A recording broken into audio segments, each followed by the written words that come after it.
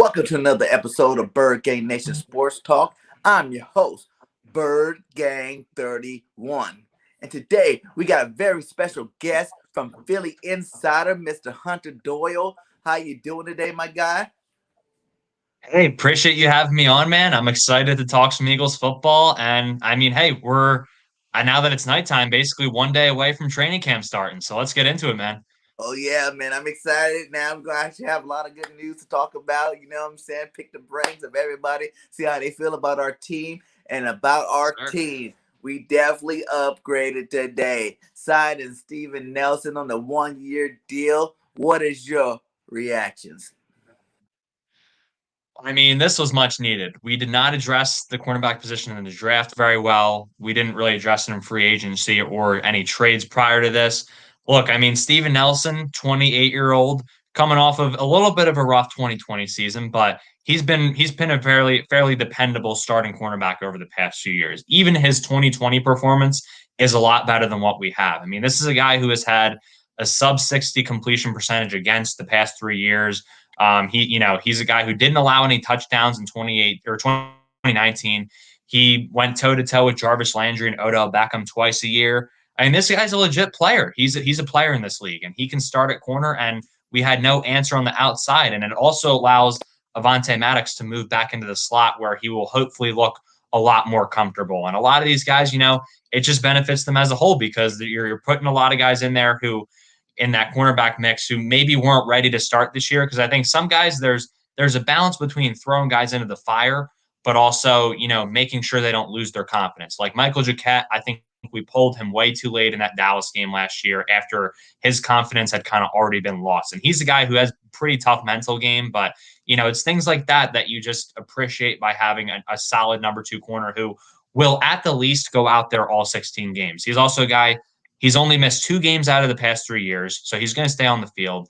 I mean, and it's a 1 year prove it deal. So, like, the worst comes to worst, he doesn't play well. It's like Roby Coleman. You let him walk, but he has a lot of incentive to play well because he wants to get paid next year and beyond. So, I think any angle you look at this, it's really a win-win situation for the Eagles. What do you think, man?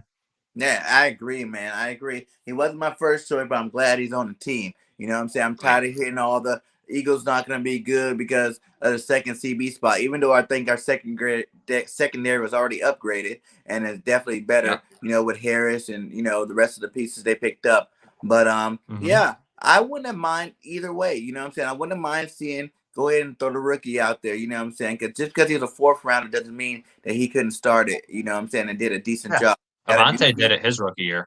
yeah, we have a new defensive scheme, so it wasn't going to be the same six defense, which he would have had help over the top. You know what I'm saying? With the defense now, we're going to be blitzing a lot more. We're going to be getting that pressure on him with our O line. So but I am happy that we do got Nelson. You know what I'm saying? Like, hey, good Yes. job, Howie. Howie vision was in full effect. You know what I'm saying? He went out there and did Right. what he had to do to make the fans happy, and the fans seem to be ecstatic about it. And now you Yeah. get a chance for McPherson to go ahead and take that break, and learn.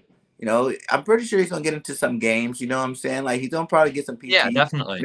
Somewhere in ththose games. Giving everybody a break or whatever. But he's gonna get a chance to really learn and develop under two quality CBs. So hopefully, the next 2 years when we're rebuilding, maybe even next year, still draft a high cornerback. So then him and McPherson can get some toolage under those guys. And hey, we have Right. some our secondary will be locked down for years to come. Exactly, man. Yeah, I couldn't agree more. Especially like you said, like I think McPherson, I kind of see him as more of a slot guy than an outside. I might be wrong on that. I think he can play the outside, but I think going off of that, when you have a third and long and you have maybe four cornerbacks out there and you have, obviously you're going to have Nelson and Slay on the outside, and then you're going to have Avante in the slot. Then you can also put a McPherson on the other side in the slot and dime set. You can put Josiah Scott in the slot as well. Like you're gonna have opportunities to maybe get these guys reps. And who knows? I mean, if someone gets hurt, then they're going to have their opportunity to go in there and get some reps. So I think it's like the offensive line last year. Like we didn't intend for Jordan Mailata or Nate Herbig to get on the field, but Mm-hmm. they did end up getting on the field and getting valuable experience. And now Mailata is competing for a possible starting job this year. So I think, like you said, like they're still going to get reps, and I think it's just a really good situation. And who knows, like maybe McPherson's a guy who will thrive once he's thrown into the fire. You just never know with some of these guys coming into the league. I mean, it's hard to evaluate corners sometimes, so we will see. But I like you, I just think it looks great from every angle. Oh yeah, man. Then now like I said, you're gonna give him a chance to get some real. It'd be better to see him instead of get thrown in the fire week one. So maybe if someone does get hurt later on, he might be better, well equipped for the situation. You know what I'm saying? Like, say it's like week Yeah. five. Either our guy Nelson or maybe even big play Slade need to take a break, or like gets dinged up for a game or two. This would be a lot Right. more comfortable situation to have him come in then. Having some practice under his belt, some training camp and all that stuff under his belt to see where he's at. You know what I'm saying? See where he stacks Yeah. up. Yeah, exactly. I couldn't agree more. I'm excited for it, man. And I have to agree with Big Play Slay here too. I think that I do think McPherson's a slot guy. He's a guy who he played a lot of zone at Texas Tech from what I saw. I mean, at least from the film I was watching. But again, like I just don't know. I mean, I could be completely wrong. Jonathan Gannon can have, Jonathan Gannon's a DB's coach, so Yeah. I'm going to trust his judgment over mine. If he thinks McPherson can play the outside, let's do it. So we will see in due time. Big Play Slay said, "You the goat. You the goat, my guy." Appreciate you. That's my guy, Big Play, infamous in 2K, Big Play Slay. My guys there. Appreciate y'all. I gotta have you guys on my channel again sometime soon. Yeah, thank you guys for being in the chat again. This is my third one today, and I have seen you guys in all of them. I do give you guys much love for supporting the nation. You know what I'm saying? So, what other battles you interested in seeing this training camp, my guy? Yeah, man, there's a lot. I mean, I think the first one that comes to mind, I'm not going to use the left tackle because that's obviously, the cop out one. But I think the first ones that come to mind is, the linebacker position. I got to touch on it. I mean, I think Eric Wilson's going to play almost every down. I think he's got a little bit of improvement to do in the run game because while he did have a lot of tackles, his average depth of tackle was further down the field because offensive lines would often go in his direction. But I think that you look at the other two spots because obviously, like I said, Wilson's going to play every down. They're going to have probably one other guy pretty often, maybe three on some run heavy downs. But who's going to win that second job? Is it going to be TJ Edwards, more of a run stopper who maybe will show that he can play better in pass coverage? Will it be Singleton, who also is kind of more of a run stopper? Maybe he'll show that, after being the leading tackler, maybe he can kind of be a better all-around guy. Is it going to be Davion Taylor, who's a freaky athletic guy, but doesn't have the instincts quite there yet? Maybe we see, a guy like Jacoby Stevens. Maybe he's more, I think he's going to be more of a versatile, like, guy you move around the formation, not limited to linebacker, but maybe we see him play a little bit more. Maybe we see Sean Bradley, who showed flashes in his very limited reps last year, who I think has a very good shot of winning the job, but maybe we see him win the job. I mean, there's a lot of guys there in the mix. I would love to see Sean Bradley win it. I think he's the best all-around linebacker in the group, in my opinion, but I also think that how strong Edwards and and Singleton are in the run game just proves, maybe they will be best fit for it. And when there's three downs, you're going to see, when there's three linebackers, I think you're going to see Edwards down there a good bit. But I'm interested in the linebacker position. I'm also interested in, this one might not be as popular of a one, but can Isaac Seumalo kind of fend off Landon Dickerson throughout the year? Because I think Dickerson's definitely a guy who can play. He can play left guard at a high level. He's played all five positions, especially the interior. Seumalo is a good player. He is. He's pretty consistent, but Landon Dickerson, when healthy, is an all-world type of player. I mean, he really is. He really is that dude. Like, I think he was a top 20 talent in the draft this year. So can Isaac Seumalo kind of keep his job throughout the year? And who knows? I mean, other guys might get hurt. Dickerson might get slotted in somewhere else throughout the year.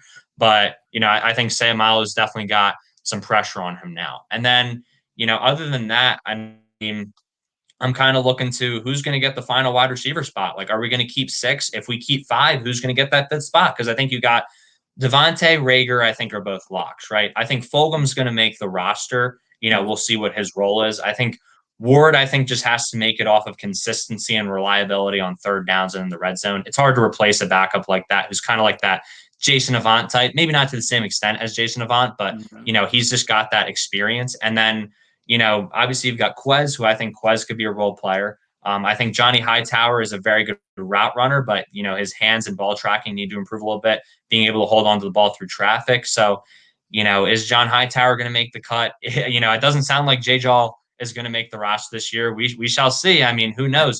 They could keep him around, but it could come down to that. And then, I mean, I'm trying to think of anything else that we got other than that. I mean, I guess just, defensive tackle, like where's Milton Williams going to be? Because I expect him to be that third defensive tackle, but behind Cox and Hargrave. But like, can he be that third guy? Is he going to start out as the fourth guy? Like, what's that going to look like? So those are kind of some of the battles I'm interested in. The other one that comes to mind too is Kayvon Wallace and Andrew Adams. Like, who's going to play that third safety role? I like that competition a lot because I think they're both very fit to do it. So, how about you, man? What competitions are you looking at? And you nailed it, all of them, man. You nailed all of them. If I wanted to go a little differently, just to not relapse on what you said, I would say that second tight end spot if Ertz isn't here. You know what I'm saying? Like, I know Richard Rodgers re-signed and he is good enough, and I do have faith in Richard Rodgers. But we got Wilson back there, and we got the rookie Jack Stoll back there. It's like, which one of these guys going to battle it up and see if they can get some playing time this year in our offense? Because I don't see us being as heavy as before with the 12 personnel like we were, because I think we had to before, because that was just our best two pass catch, on the team. So I don't see it being as heavy. But what I'm saying, that's a good point, man. Like, which one of you guys want to step up? I like Jack Stoll. I think that if he develops good and has a good training camp, that he can really push Rodgers for that second tight end spot. Because overall, I don't really see Ertz here. I think he's getting the bag. You know what I'm saying? He's not. No one's gonna lose 40,000 a year. I mean, a day. You gotta be crazy to do it. So of course he's gonna make it look good. Howie's like, hey, if you really want to go, make it look good for me. You know what I'm saying? Make it seem like you're gonna stay. You know what I'm saying? Because then that helps me out when it comes to trade time. Because all these people know you want to go, and I'm not getting what I want. I'm not gonna let you go if I don't get what I want. You got to be stuck here behind Goddard and watch Goddard get this fat contract and just be a sad puppy and play it. But then exactly. I mean, like you said too, that's another one too. That's Seumalo spot, because that's another thing I was saying, man. As much as I love Seumalo, like, he's a good guard, but Landon can be great. And no matter how good he is, greatness is greatness, and you're gonna have to put him in there if he's ready to go. Like, I would rather see him like come in more towards the middle to end of the season as opposed to beginning, because I want him to be, even though he says he's healthy now, I want him to feel healthy and be healthy. You know what I'm saying? It's one thing to feel healthy, but actually be healthy. Take that time out, learn the offense, learn what you got to learn, even though I don't think it's going to be a problem for him because he already came from Alabama, and that's like being in the pros, you know what I'm saying, with Nick Saban, the way he trains people and does things out here, man. Saban's a god out here, so you know what I'm saying? Everybody tell you play for Saban is just like playing for freaking any NFL team. So yeah, that's another good battle I want to see. I want to see Sweat. I want to see Sweat take Barnett's spot. So hopefully around trading that, we'll be trading Barnett unless these young DNs don't develop. You know what I'm saying? Because I'm really big on Sweat. I think he has the talent and the ability to become a number one in the league. And I think Barnett, he's had his chance. I do love what he did in the Super Bowl for us. But at the same time, you can't live on the past. That Super Bowl some years back now. Time to get back to the program. And what it is, that's winning this year. I'm not worried too much about next year, because our team's going to probably even look completely different next year. No one's looking at things like Kelsey might be gone next year. Lane could be gone next year if something, we don't figure out something. We definitely got to restructure Lane. Maybe how we will save it, now restructure this year for next year. You know what I'm saying? Like, okay, I didn't restructure you last year. I gave you your money. Now we got to restructure this year. You know what I'm saying? Same way with Electric Cox. He don't live up to, Pro Bowl caliber level. And maybe he'll have to restructure next year or be going out of here next year. So like you said, those two DTs, I also want to see my boy Marlon from USC. I want to see if he can push for, that third DT spot, where he can get into the game and play some good productive minutes with us, man. And like you said, linebackers. Yeah, I want to see Davion Taylor. And, like you said, the hybrid with Jacoby Stevens. You know what I'm saying? Like, I think a lot of people sleeping on him. LSU pumps out the good safeties, and since he's a tweener, he's in between safety and linebacker. I think that's going to be a key role from him, where he might not start like at linebacker, or he might not start at safety, but he will start in that sub package. You know what I'm saying? There's gonna be a sub package just for him Right. to be in, so he can get his PT and make plays. Cause that boy is a playmaker, man. You watch his highlights from LSU. Yeah. That's what he do. He makes plays. You know. So Jaquet, like you said, Jaquet and the rookie. I want to see those guys, McPherson's. I want to see those guys battle. Just because we got Nelson doesn't mean that that has to be the end all be all. You know what I'm saying? There's still Yeah. another spot. We're gonna have a lot of like 4 DB sets out there this year. At times, and like you still don't want your playing time. So let's see what you got. You know what I'm saying? Yeah. And we might not Yeah. have to Right. resign Nelson if these guys develop. You know what I'm saying? It might just be a 1 year rental, and then next year he'll go get paid big money somewhere else. Yeah. Yeah, right. I mean, you talk about Tui Pelotu as well. I mean, Tui Pelotu, I mean, he's just a monster in the middle. I mean, I remember, I don't know if anyone remembers, I always bring this guy up. So like guys like Big Play Slay will always remember when I say this. They get sick of hearing me say it. But Anthony Rush from a few years ago, like 350-pound guy who was he just stuffed the middle on runs. And I remember that. Like I was a big Anthony Rush fan, and Tui Pelotu kind of gives me those vibes because like thank you, Mitch. Appreciate it. That's a joke from earlier today. But yeah, like Tui Pelotu, I mean, if he can, especially me and Big Plus have talked about it too before. Hassan Ridgeway, I mean, that's a guy who, he's been good when he's on the field, but like he just has not been able, he's had season-ending injuries, I think, every season he's been here. So, I mean, you look at Tui Pelotu, he's going to have a chance to steal that spot, that last DT spot. So maybe he can, especially Milton is kind of a guy who he's been, so basically at, where did Milton play? Louisiana Tech. He was supposed to play on the edge his senior year, and so he like got down to the weight they wanted him to be for the edge. But then because of injuries, they had to move him back inside, and he just wasn't at the right weight class, which is why his film doesn't look as great from his last year as it probably did in years past, or probably could in the NFL.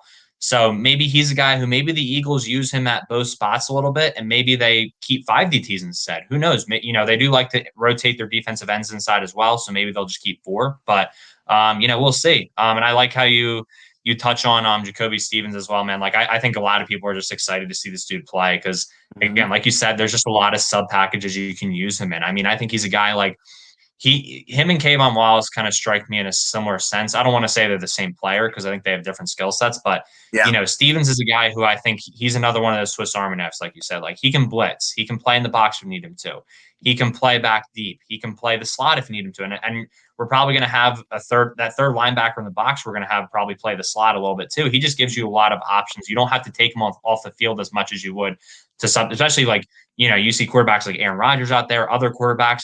They like to go quick. I mean, that's the kind of the thing in the NFL today. They like to try to catch you when you're subbing players on and off. So, having a guy like Stevens who can stay on the field is big. It's just a question to me of like, how much of a versatile guy can he be in the NFL? Because obviously, bigger athletes, you're going to be a little bit more limited and the capacity you can run those different roles. But I'm still really excited about him. I think he's going to make the roster off of his versatility and his ability to play special teams as well. I mean, you get a guy who can play special teams. I mean, you're going to have a good chance of making the roster. That's just the end of the day. And also, Yeah. they don't have Rudy Ford. They don't have Rudy Ford this year, who's like a big special teams player for them last year. So that's an extra spot you're going to have for guys to compete for. But yeah, I completely agree with you. I like that. I like the other positions you mentioned to bring up. So, What about Elps, dude? How you see Elps doing this year? He had a decent season last year. Yeah, man, Epps is interesting to me. I've actually talked to Epps on DM. He will respond to people if you DM him on Instagram, which is pretty cool. Like he's a good guy. I like Marcus Epps. He has had his ups and downs. I mean, I remember when we cut Andrew Sendejo, it was essentially a trade because we picked up Marcus Epps, who had been playing for the Vikings. For an undrafted free agent, I mean, you got to give this guy a lot of credit. I know he's had his frustrating moments on the field, but again, undrafted free agent who has played pretty significant snaps down the stretch of the last 2 seasons for the Eagles. I think in terms of, he plays a lot of that single high safety. I think his range is a little bit limited back there. Like he's not the guy I want covering that much ground, but he's a guy who feels like he always finds his way onto the roster, because again, special teams is so important because he on punts is the personal protector, which is the guy who is always calling the shots, making sure they have the right protection out there. And, we only had one punt that was blocked last year. But the fact that he's trusted with that role as an undrafted free agent in his second year in the league, is it, it tells a lot about what the Eagles think about him. So I think that he's a guy, maybe he'll make the roster. I mean, the safety position is a little more loaded because obviously you have Harris, McLeod, and then you have Adams and Wallace are probably going to get 2 spots as well. But hey, I mean, that 5th spot is up for grabs. You got guys like Braylon Arnold. You got guys like Elijah Riley who could make it. Nate Neordors, I mean, is another versatile guy who's going to be competing for it. So if Epps wants to go steal that spot, he has familiarity with the Eagles. It is a new coaching staff, so we'll see. But the front office has seemed to like him. So are you a big Epps guy? What do you think of him? Yeah, man, I think Epps got a chance. You know what I'm saying? A fighting chance. Yeah, Like I'm really interested in seeing exactly what comes out. We're all taking guesses that we think we know what Ganon's going to do back there. You know what I'm saying? He can come out right, game one and do something totally different. You know what I'm saying? He can come out game one and right, do the same stuff, and it's just been all talk. We don't know that yet. So I'm very interested in see what he comes out with, what formations we come out with, what scheme he actually going to bring. Like you right. said, Epps got a chance just like anybody else. Everybody has a chance on this roster this year. What can you do? It's not about what you did in the past. It's about what can you bring to the team this year. We're talking about winning Right. this year. And as long as you're on the mind frame of winning this year, I think you have a shot to make the roster. So, we're going to see what Really. Epps can do, man. Shout out to everybody in this chat. Victory said you got mentioned Barnett and Sweat, but what about Jackson? He's a player to keep a close Mhm. eye on. Yeah. Terry Jackson, yeah. What do you think about him? I think that was a good pickup. I really like the Taron Jackson pick. I mean, this is a guy, Coastal Carolina, it's definitely a late round pick because he played at a smaller school. Didn't really get exposure until Coastal Carolina kind of put themselves on the map with a crazy good season. But look, this is a guy who's really good at beating tackles inside. I mean, he's really good with his swim move. He's definitely good at getting in the chest of offensive tackles. I mean, I think he's definitely going to be the 5th defensive end. I think it's going to be Graham, Sweat, Barnett. Kerrigan, I think, kind of counts towards that as well. If you want to count him as more of an edge offensive or an outside linebacker, because we're Mm-hmm. probably going to use a similar role to that, go for it. But I think Taron Jackson's going to be the 5th DE. I really do, because I think this is a guy who can grow into a bigger role down the road. I think for right now, he could even be a rotational guy who plays a few snaps. And I think he could even at if his ceiling is a rotational guy, I mean, that's great for a 6th round pick. I mean, that's all you can Yeah. ask for from a guy who was picked on late on day 3. But I think he's a guy who's got a lot of potential. He's just got to get some more pass rush moves to his arsenal, I think, so that it's not just him, swimming over guys, because he's not going to be able to do that against offensive tackles every snap. But hey, against some weaker offensive lines, he's a guy who can maybe come in and spell snaps for some of those other guys like Sweat and Barnett and Graham, who are going to be playing a lot of those snaps. So maybe he's a guy who can kind of give them a little bit of rest and help us out. So I think he's definitely a guy who can make the roster and possibly make an impact. Maybe not immediately this year. I think he possibly could, but maybe more so in years 2 and 3, he makes an impact. So yeah, what do you think, man? Yeah, man. Another guy, you know what I'm saying? Like, I think this is a year that usually years after you get past the 3rd or 4th round, the players that we pick up after that isn't really that likely of playing too much. You know what I'm saying? Some of them don't even make the Right. team type thing. But I think this is a different year. I feel like Yeah. pretty much every draft pick we picked up this year has a shot to play.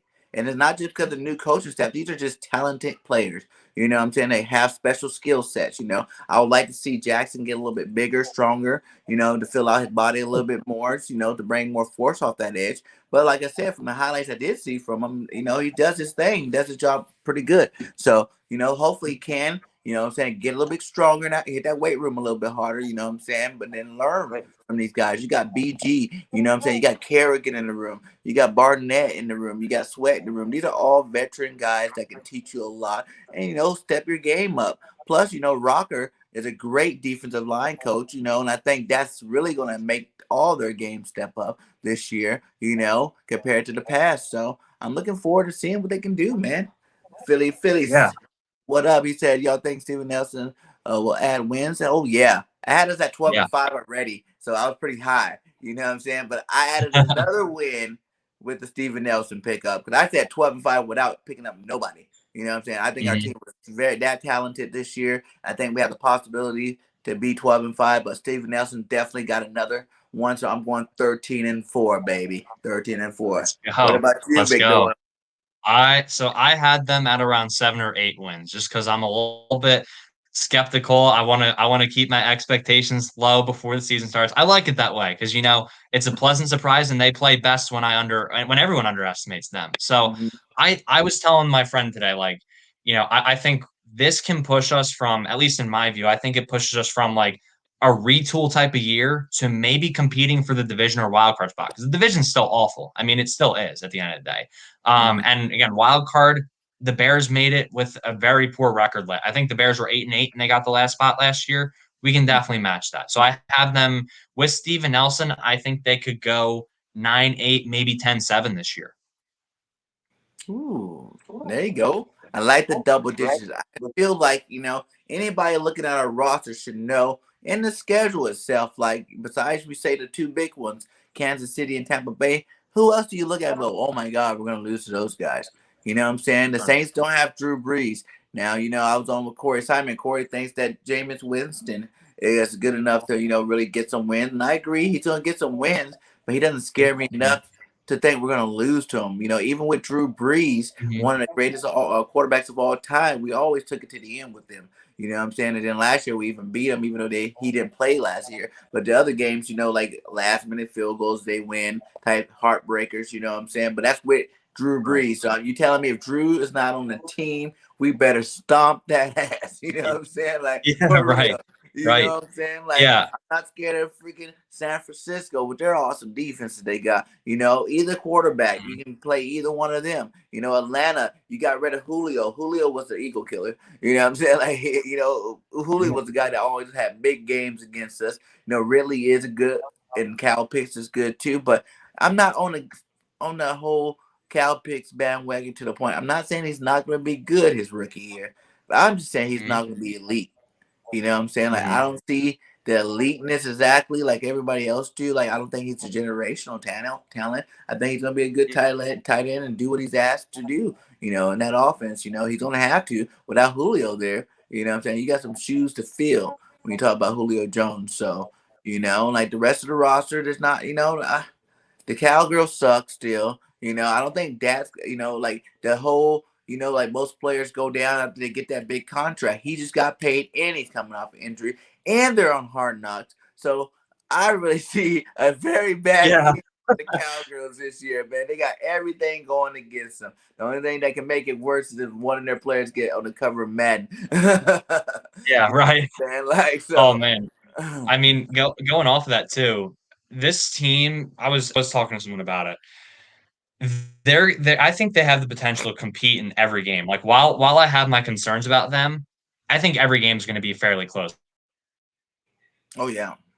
Like even last year in one of the worst years we've seen in quite a while. I mean, this team competed. They did to the very last play. I mean, look at the Ravens game. We were not in that game and we still competed down the stretch. Look at the Packers game. I mean, obviously Jalen Hurts came in and gave that spark, but the other guys still stepped up and we still competed in that game. So, Mhm. while that team, and not to mention, I mean, I was a Carson Wentz guy when he was here, but the fact of the matter is, when he was on the field last year, that was killing the defense to just go out there after 3 and out and 3 and out and 3 and out, and they still held their own for the most part. I mean, Yeah.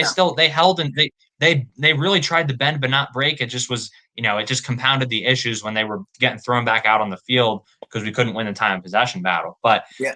end of the day, I mean, I think you look at the schedule this year, there's a lot of 50-50 games. I mean, there's a lot of games that could go either way. I just think, looking back at like 2016 type of year, where we were a young team and we had a lot of those close games. We didn't close them out. Mhm. So I want to see, I think the young guys last year, though, compared to 2016, they had a lot of games last year where they didn't close them out. So maybe this year, instead of 2016, where they had to learn to close them out, maybe some of them have kind of learned to close them out. Maybe they will start closing them out this year, or maybe this year they'll still have to learn more like how to just close out in the fourth quarter, and then maybe next year we take off. But either way, like I think it's just going to be a great learning experience because it's not a rigorous schedule. Like you said, like other than Chiefs and Bucks, there's not many games where I'm like, oh, we're definitely going to lose that game. Mhm. Like every game, I think we have a legit chance to compete in. So I'm excited for it, man. Yeah, man. Like you touched on earlier, man. When you said it, man. Last year, our defense gets a lot of bad rap for playing bad. We still was third in the league in sacks, and Yeah, they were Yeah, tired at the third and fourth quarter, man. When you play that many snaps at one, that right. lopsided thing, where you want to throw the ball 60 times a game, third down, three and outs, three and out, three and out, three and outs. The defense can only hold up for so long. You know what I'm saying? Like they only Exactly. can do it for so long. And I think that's the reason why a lot of people are kind of hating on our defense. You know what I'm saying? Like say, oh, they play so bad. In reality, if you look at the first couple of quarters, we were playing great games, for most of those games. You know what I'm saying? We were doing great. The gas just ran out of the tank. You know what I'm saying? So, Right. I'm And definitely interested in seeing them do a lot better. Because, like I said, I think right. Jalen Hurts is the perfect quarterback for this situation. You know what I'm saying? Jalen Hurts can take that 3rd and 7, pull it down and run, get you 7 yards and slide. Carson Wentz never learned how to slide. But Jalen can slide. Jalen also knows how to throw the ball away. You know what I'm saying? When things Mhm. aren't open. So Right. with those two big things, that's going to keep drives going. You know what I'm saying? You're not going to get that sack for 8 yards because you're trying so hard to make another play. You know what I'm saying? You're not going to get, diving head first fumbles and stuff like that because you're trying to do too much to stand in it. He's fast enough. And our running game in general, we're going to run the ball a lot more this year. You know what I'm saying? Like you've Mhm. seen the Colts, they had a three-headed monster over there. Even if you want to go with Steichen, in San Diego, they're running the ball over there. You know what I'm saying? So that running Yeah. game is definitely gonna be up. We got four Right. good backs. Really we have more than that, but four good quality Yeah. backs. Depending on how you want to do it. The top two, obviously, it's Gamewell and Miles Sanders. But you got Johnson, I think, actually going to be the second back. Johnson, carry on Johnson, and then Gainwell. Mhm. But Gainwell's in terms of the depth chart, you don't need to worry about what spot he's at. He's gonna get Yeah. in the game. You know what I'm saying? Whether it's a slot And yeah, receiver, coming out of the backfield, whatever it is, they're gonna use his talent. exactly. This year is gonna happen. You know what I'm saying? So you don't even care that he's gonna be the third back. But then you look at, do you want to keep Boston Scott? You want to bring Scott back because he's earned his right to be here. You know what I'm saying? But on the other hand, do you want another power back? In terms of like, Howard, or Elijah Holyfield, he's been chilling. Like last year, I don't think nobody, you can't look at none of those young players from last year and think anything of them because none of them were developed. You know what I'm saying? They were Yeah. stuck in a system where you had to come play the system. The second the coach seen that you weren't playing right, they cut your time or they didn't even let you get on the field at all in the first place. You know what I'm Yeah. saying? So, I'm really excited to see Sirianni bring his style where he says he molds offenses, he molds everything around the players. You know what I'm saying? Because that's what matters. That's how you win championships. You know what I'm saying? Take advantage of your strengths. You know what I'm saying? Instead of just doing whatever you think it is, you got to use the strengths of the players, man. With Devontae Smith, coming out doing his thing. This little Reeker's going to be rookie of the year this year. I'm looking at big things from him. I like him over the lights with Jefferson or even Chase, man. Jamar Chase and all these guys, man. Like that's two things. That's one thing I don't really like how, everybody's so quick to slide on Smith and so quick to slide on Jalen Hurts. You know what I'm saying? These guys were some of the best to do it when they were in college. And, Jalen in his small little sample size with the B team, he did a great job, man. Like, you want to talk about percentages. Look at all the greats in their percentages starting out in the year. They all had shitty percentages, coming in the first Mhm. year. You're a rookie. You're going to make some mistakes, you know what I'm saying? But for a guy that didn't have Right. no training camp, he didn't have no nothing, you know what I'm saying? Wasn't even taking first team reps during the season all the way up until the Saints Right. game. It's like, come on. He set records in his first two games. You know what I'm saying? No quarterback Yeah. ever in the history of this game has had that many passing yards or rushing yards, Yeah. in his first two starts. So, you got to give these guys a little bit more credit. Devontae Smith been going against the best cornerbacks in the league, even from the last couple of drafts, that everybody said, oh, they're so bad. They're such good cornerbacks in the league now from the last couple of drafts. He's already burnt those guys in college. That's what you Yeah. don't realize. He had one of the best last year when he what was his name? Sertain. He got to practice Yeah. against Sertain every single day, and like he was like Sertain, me and you every day. I don't want no one else covering me because it's me and you Yeah. every day. Iron sharpens iron type thing. You know what I'm saying? And they made each other better, and they both end up in the first round pick getting drafted. So it's like, how do you Right. think that he won't do it in the league? He's so quick off the line. The foot action's amazing. You know what I'm saying? The Slim Mhm. Reaper is gonna wreak havoc this year in the NFL, man. So and that's gonna Yeah. just do nothing but make it better for another guy that got a lot to prove, Mr. Rager. Rager got lots to prove. He is probably sick and tired of hearing Justin Jefferson's name be mentioned with him. Right. You know what I'm saying? Like, like you've heard it all year long, all season long. You know what I'm saying? It is time to change that narrative and let the Eagles fans know that we still did pick up a good receiver. You know what I'm saying? This is gonna take some Right. pressure off him. He don't have to be the number one, but I think it's gonna be like a 1B. He's gonna be the Robin. You know what I'm saying? Like two Yes. skill sets, two different body types. Rager's more stockier. You know what I'm saying? So you got a little bit more power coming to his game, but he's definitely elite. He's gonna be a legit, receiver too. I liked what I've seen so far from Quez Watkins. Like Watkins looked dramatically better than before. You know what I'm saying? Like I think Quest it was gonna always take him a year to adjust to the NFL game because he was down there in Mississippi or whatever, doing his thing there. It's Right. gonna take him a year to develop to the NFL game. And as you seen at the end of the season, he did start making plays. Now with a Mhm. whole off season of training camp, I want Quest to be our third receiver. You know what I'm saying? Like I want him to be that guy. Right. I like Fulgham, but I think that's more of the pattern of our old team where you gotta have a speedster and a big guy. You know what I'm saying? That's a good recipe. Not saying there's anything wrong with that, but this is a new team with a new era of football. We have speed. You know what I'm saying? Like I don't see too many secondaries that can be able to keep up with the speed that we have on offense, whether running the ball or passing the ball. Like the running game is going to help make it so much easier for these receivers. And Dallas Goddard. Dallas Goddard's faster, bigger, stronger than Ertz was. You know what I'm saying? So that's a lot more speed we added to our start lineup, and I think that alone itself is going to kill teams, man, because you're going to have to respect the Mhm. run. When they're running that RPO, you're going to have nothing to do but respect it.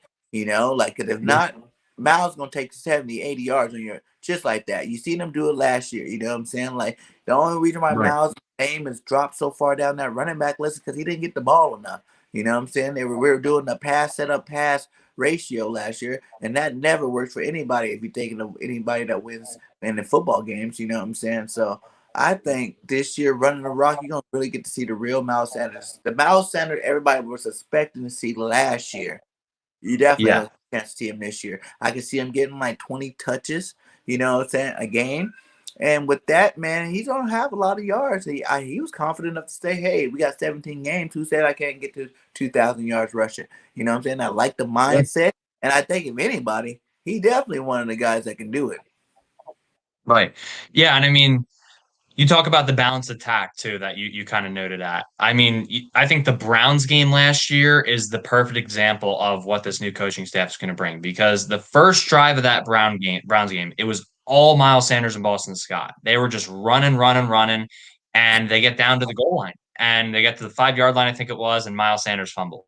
And we're like, great. I mean, just blew our chance. We're playing a good team right now. And then, they fumble at the goal line. So then after that, I mean, they just kind of abandoned the run and they just keep going pass, pass, pass. And that was kind of the story of the whole season with Doug Peterson. Like he just wanted to get the ball down the field. He didn't want to go with the short game a lot of the time. And, I know there's some articles out there that Howie and Lurie forced the game plan on him. Whatever it was not working. I mean, Yeah. regardless of who was deciding on what plays to call.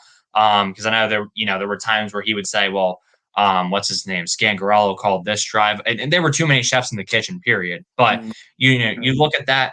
You look at Sirianni and his track record with the teams he's been in. I mean, you even look back to San Diego when he had Danny Woodhead there and was part of that coaching staff. Just the way they used Danny Woodhead as a runner and receiver, I think he can definitely, and especially Naheem Hines too. You're going to see Yeah. Kenny Gainwell, I think, using that similar role where he's split out in the slot, he's split out wide. Maybe he comes in motion all out as a wide receiver and comes and gets a jet sweep or something like that. Maybe they Yeah. run screen passes to him out wide. Maybe they run little fake swing passes, and then they're able to get the ball down the field to Devontae. There's just so much you can do with him as, playmaker and as a decoy too, that I'm just excited to see what Kenny can bring this team. Like you said, like I think Miles is going to be the lead guy. He's the bell cow. And I think Mhm. last year he had a little bit of an uncharacteristic year in some areas. A lot of, he had a lot of big plays as a runner, but that's the thing. I mean, you keep feeding the ball, maybe you get two or three of those big plays instead of just one a game that we Yeah. got last year because we get like 10 to 14 carries. And then you also have him in the receiving game. He wasn't as good as he was his rookie year. He had some drops, but I also think like, not to be nitpicky on Carson, but there's sometimes it's like, man, you just got to put the ball there. Like you can't make a low throw on that check down. You can't make a high throw on the check down. Like it's a check down. You got to hit the check down. Carson was just in his own head last year too, which just did not help that problem. So I don't think it was all on Miles. And pass protecting. I think Miles is a good pass protector. Not as great last year, but I think he's shown he can be sufficient enough. At least when we're talking about him versus Boston Scott and Corey Clement blocking. I mean, I think Miles has a clear advantage there. And I think Kerryon Johnson brings that too. I mean, he has that pass protection ability that we need, so we can kind of, because when you have a running back like Corey Clement, who I love Corey Clement, but when you have him on the field, he's not going to be pass protecting. And if he is, you're going to send guys at him too. So it tips your hand a little bit. And with Kerryon, you don't tip your hand because he can stay in there. Same with Gainwell. Gainwell's not a bad pass protector. I think Kerryon's much better, but Gainwell's not bad either. I mean, you don't tip your hand by having guys in there who can do it in all three phases as a runner, receiver, and a pass protector. So it helps a ton having those three. Kerryon took a pay cut. Like he's 1,000% going to make the team. And I think he's going to bounce back from the injury problems he had. I mean, he's a guy he's out there to prove something too. He's got a little chip on his shoulder. And then I think you look again, that fourth spot, like you mentioned a couple guys. I also think Jason Huntley, I mean, he has very similar measurables to Nyheim Hines, and he was also a middle round pick. He's a guy who we picked up off waivers. I think, again, like you said with some of the other guys, they just didn't get reps. So we just don't know what they are for the most part. And I think Huntley's a guy who might come into training camp. He has the ability to return kicks too. That will give him an edge on that fourth spot, maybe a little bit better than Boston Scott at returning kicks. But again, Boston has that familiarity, and it's a similar scheme to Doug Peterson. So the running back position is very interesting to me. And then, I mean, you touched on the wide receiver room. I mean, Devontae can play all three spots. Rager, I think, I think they said he can play the slot. I think a lot of people are taking that as he's going to play the slot for sure. I think he's still going to play around. Like they're going to play him at a bunch of different spots, but I think he's going to be a guy they flank off the line of scrimmage so that he's not facing that press coverage all the time. Because last year there were just guys who got up in his grill and were able to get in his chest, get their hands in there, and then just kind of like lean him towards the sideline and take him out of the play. So I think if you flank him off the line, he'll be better. And then, like you said, like with Devontae and Rager being able to play at all three receiver spots, that means you can fit Quez in where you want him to. It means you can fit Fulgham in where you want him to. So you have options there. I mean, if you want to put Quez there and start him, you can put him at the Z position, or you can put him in the slot if you want to. Like he's a guy who can be a playmaker. And I mean, you talk about Quez Watkins too. Another guy I talked to Michael Harris, who went to Southern Miss and played with him. He's on the Colts now. The Colts use him as a gadget player. He's kind of a hybrid running back / wide receiver. I mean, Watkins strikes me as kind of a similar guy. Like, I don't know if he's going to play as much running back, but he's definitely a gadget guy who at the least can be used on the, I mean, we saw him take that screen pass against Arizona. That play was completely busted. And, he spins around and takes it from the sideline all the way for 6. So just little plays like that, just getting downfield. Like he's a guy, I think he can run routes at all 3 levels of the field, short, intermediate, deep. I think he can do that. So, I'm excited. I'm excited, man. I think we just have, like you said, we have so much speed. We have so many playmakers on this offense now. And it just helps to have that for the future. Because like you said, man, it is a game of speed today. Like it's not the old Harold Carmichael 6'7" go up and as great as that would be to have, it's definitely a game of speed when you have teams like the Bills. You have teams like the Chiefs who it's a copycat league. They're going to kind of copy the way you're building your team, and teams are going to want to do the same thing and maybe a little bit of a different fashion, but you kind of have these certain types of players you want to get on your roster so you can be able to be as explosive and keep up with those other teams. Because again, a team like the Chiefs, a team like the Bucs, a team like the Bills, one play and they're right back in the game. You want to have that big playability on your side as well. So yeah, I'm excited about the speed we added, man. Yeah, like you said, like that's definitely going to be like when we got the field right. I think you're going to see a lot of the speed in there. Now, when we get in that red zone, I'm not saying like that's going to be Goddard time. You know what I'm saying? Goddard time up the middle, have touchdowns. You know what I'm saying? Like Fogel might end up with a lot of good touchdowns too. You know what I'm saying? Because that's his area of expertise. It's going to be, okay, now we put the big guys in there. Let them go ahead and do. That's when you're going to see more carries to carry on. See if we can pound it in there. Like you said, Miles Sanders is a bell horse, but at the same time, I see a lot of explosion plays, man. Like if Nick Sirianni just sleeping at nighttime, dreaming of different formations he can think of with these guys. You know what I'm saying? Like different new plays. Bring a whole new twist to it. Because he has the talent to do it. And I don't see our team being this fast or this explosive. We can be like the greatest show on turf this year. I see us being. You know what I'm saying? Because you got your Marshall Falk and Miles Sanders. You know what I'm saying? You got your Toy Hoke and Isaac Bruce and Rager and Smith.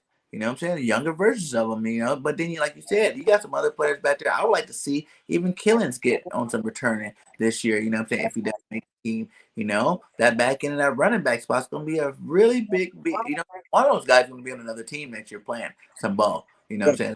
I think there's going to be a lot of players in that running back room and that receiver room that we will see on somebody else's team this year and actually going to be do good. We're going to watch cut them, but at the same time, the people we have will be better for our team. So. Right. Yeah, and I mean, just touching on the red zone a little bit too. I mean, even like Greg Ward, not a big guy, but such a smooth route runner, and he's this guy who gets open down there. I mean, remember the Arizona game? Like, I think he only had 2 catches, but they were both touchdowns. So like, you have another option in there, and then like Vic 3 said, like Hightower's not a guy to count out. I think he's again ball tracking. I think I don't know if it was mental or if it was just focus drops, but obviously he had his issues downfield. But when he did capitalize, I mean, he made big plays and. I think he's a little bit more than what the coaching staff used him as. I think they used him like strictly as a deep threat, and I think he can definitely be that. Like he's definitely got that big playability down the field, but I also think he's got the ability, like Quez. Like I think you saw him at times run slant routes early in the season for first downs on big third downs. I remember in the Bengals game, he had a slant route that he caught for first down. You've seen him; he can run in the middle of the field. I remember the Washington football team, week 1 game. There was a route where he did end up dropping the ball. This is his first NFL target, so understandable. He got a little nervous. He dropped the ball over the middle of the field, but he ran a good route. Like he's a guy, he's got such great his route running ability is. Jason Avant said he's the best route runner on the team, and obviously Jason Avant says something, you listen. I mean, he's a smart football mind. Smith might be the best route runner on the team, though.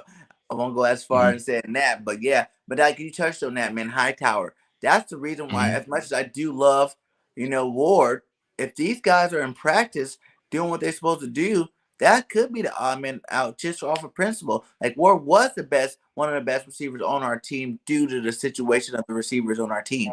You know what I'm saying? So that's why everybody loves him and everybody's like, yeah, we want Ward back. Now, I'm not saying I don't want. I would not be mad if Ward does make it back to the team. You know what I'm saying? But I'm just saying that young talent and speed, when you can put that speed upside, factor in, you know what I'm saying? You already got a guy like the big guy in Fulgham. So everybody else is just pure speed. And if they're catching the ball, like if Hightower's catching the ball, if he caught a couple more of those passes, we probably wouldn't even be having a conversation about it because he already be a lock.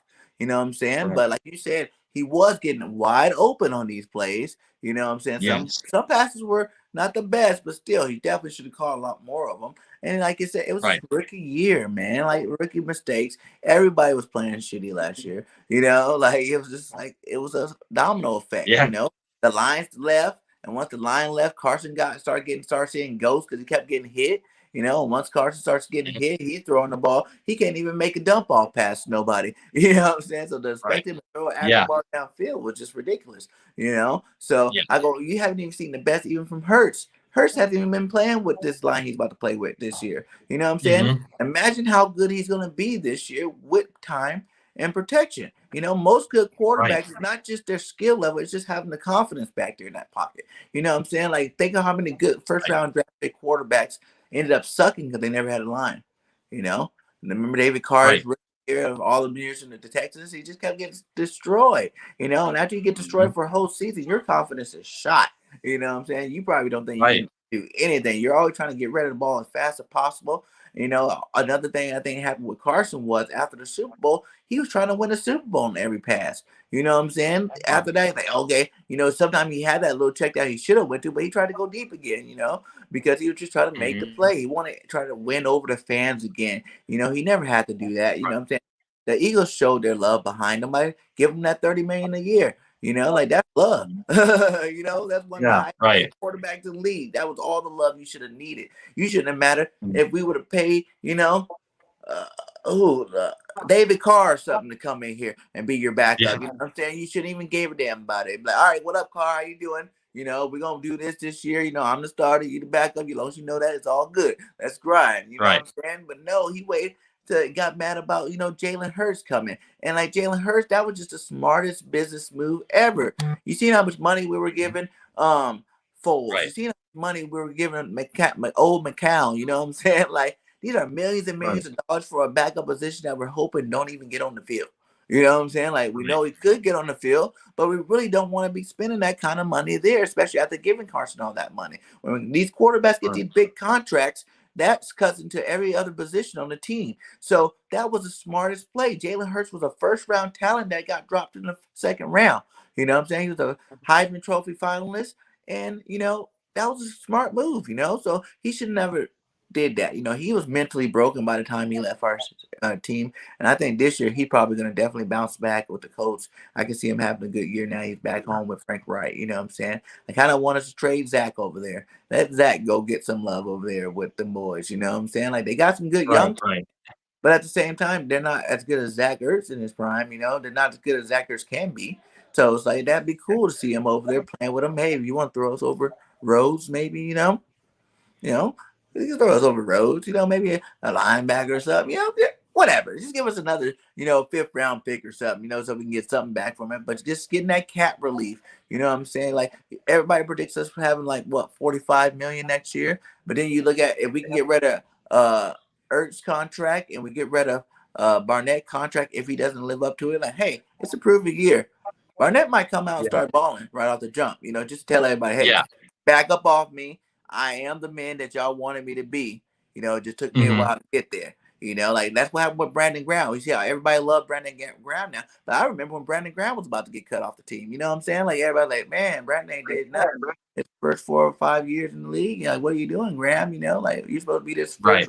round stud, and you're just riding bench. I think he was benched even a year. So you never Yeah. know. He could be his okay contract year. Okay, I need to wake up. I bust my butt all off season. We got a new team, new scheme. Maybe it'll be a little bit easier for him this year, and come out and ball. Mm. I mean, you talk about the offensive lines that Jalen was playing with too. The starting offensive line in week 17, I have it right here, was Brett Toth at left tackle, who should not have touched the field. You have Sayamalu and Kelsey, so those are really the only two constants most of the year. And then Herbig and Pryor. Herbig, did pretty solid, but he's not much of a run game guy. But like Pryor and Toth protecting the tackle positions, and then the only thing that changed in weeks 15 and 16 from that lineup was Jordan Mailata on left tackle, and he was a little bit banged up. So like, again, he did not, and like again, like Herbig, again, I like him, but obviously Brandon Brooks is an all-world player. So you take that, and obviously you're going to get. Even Jack Driscoll when he was in Lane John. I love Jack Driscoll, but Lane Johnson is a huge upgrade from him too. I mean, again, like this is just an all-world offensive. We're talking about all-world offensive linemen who are going to be playing. Hopefully, if they stay healthy. But I mean, yeah, I mean, you talk about just the quarterback position in general, and yeah, I mean, it's definitely frustrating with how the whole Carson thing ended up. But I mean, you talk about Zach Ertz going over there. That would make a lot of sense because they, like you said, they have some young guys there. They have Mo Alley Cox and Jack Doyle, who are both. Jack Doyle is kind of a veteran at this point, but like both very solid tight ends. Neither I would say is really a TE1 though. And they used all three of their tight ends last year. Like they used Trey Burton as the third tight end a good bit. So maybe if they want Ertz, I mean, maybe you get a trade over there. I mean, obviously that would be a good fit for him because it's a similar scheme. And I think he could, even if he's not necessarily the TE1, he would definitely take a lot of snaps for them. So I Oh, mean, it yeah. makes sense. And I mean, we'll see. I mean, yeah, I mean, Infamous 2K makes a good point. Xavier Rhodes was a top 10 cornerback at one point, but definitely not that player anymore. I think we can say now. So I mean, maybe they sent him over, but I think they also need that stability at corner just because they have some guys over there. Like they have some young guys like Rocky Sin and a couple other names, but they definitely kind of need that stability right now. So maybe not. But again, like you said, like maybe they send us over a linebacker, or, playmaker or something like that. But yeah, man, I'm definitely looking forward to seeing what Hurts can do because I think last year, like you said, no preseason, not much of a training camp, virtual OTAs, and not to mention they were training him as a gadget player through the Mm-hmm. first like almost the whole first half of the season. I mean, this guy's taking snaps at wide receiver and two And quarterback back. sets in the backfield. Like, yeah, like what are we doing? I mean, cool, a couple of them worked for some yards, but I mean, overall it was just a bogus idea to make it look worthwhile for drafting him in the second round. It was just I don't even know what was going on, but I think you consider that. And you look at how Jalen played, like there's some things he's got to clean up. Like the accuracy's got to get better. His on target percentage and his bad throw percentage were in the same range as Drew Lock, which is, Drew Lock obviously did not have a great year last year. I think at Alabama and Oklahoma, the reads were definitely simplified. He's getting 1 to 2 reads most of the time, whereas NFL, there's times where you got to make 1 through 4 reads, right? So I mean, you look at that, you're going to have to see some improvement from him in his progressions and his accuracy. But this is a guy who's got the intangibles. I mean, he's a hard worker. The kid wants it. You can tell. I mean, it just depends on how high his ceiling is, because even the hardest of workers have a ceiling. But again, like you said, he's a proven winner. He's a guy who's done it at a high level in college. And look, I wish the best for Jalen Hurts. I really want to see him go out there, and his running ability, I think, does give him a lot of it gives the offense a lot of versatility. And like you said, the RPOs, like you have to respect it. You have to respect the RPO game and because like we ran it with Foles, but Foles didn't even have that running ability. I mean, Yeah. you plug Jalen Hurts in there, like Jalen Hurts ran a lot of RPOs at the collegiate level, especially with Lincoln Riley. So yeah. Only other thing, I mean, infamous 2K. I do respect your opinion, but I do think that Xavier Rhodes, I think he was really good last year, but I just don't know if I'd put him in that top 10 conversation, considering some of the guys he went up against versus some of the guys other people are going up against, especially with D-Hop not in that division anymore. And, Will Fuller obviously getting suspended down the stretch. So I still think that they've, maybe there's some other guys who went up against some elite competition, or maybe some guys who maybe got targeted a little bit more, but had better numbers. But hey, I mean, everyone's entitled to their opinion. Xavier Rhodes, I think we can both agree, is still a great corner. So, but yeah, I mean, it's not the shutdown he used to be. The Right. Minnesota days for sure. My thing was on that trade was just for the whole point to get you back to your old coach, or the coach that brought it out of you. JG brought it out of him. Brought him Right. back. Yes. Form guy. Before he was with JG, he was not doing so well. What I'm saying? He was getting toasted all the time, and he's a guru. Now we're getting two guys back to who they're really had some of their best seasons with. Like Zach had a great year when he was with Frank Wright in that offense, and then you got Rhodes coming back over here and be having a great year. With the Eagles and the old coach that got him good, and then you can be able to move around. You'll be able to move around Nelson. Because Nelson could be good both outside and inside. So, you have some of those plays bumping it, follow the second best receiver if he's in a slot, or maybe leave Slay out there in case a good receiver gets motioned down into the slot. Now you got Nelson right there. Boom. You get both of them on the same side. Then you can let Rose be on the other side, to lock down that side.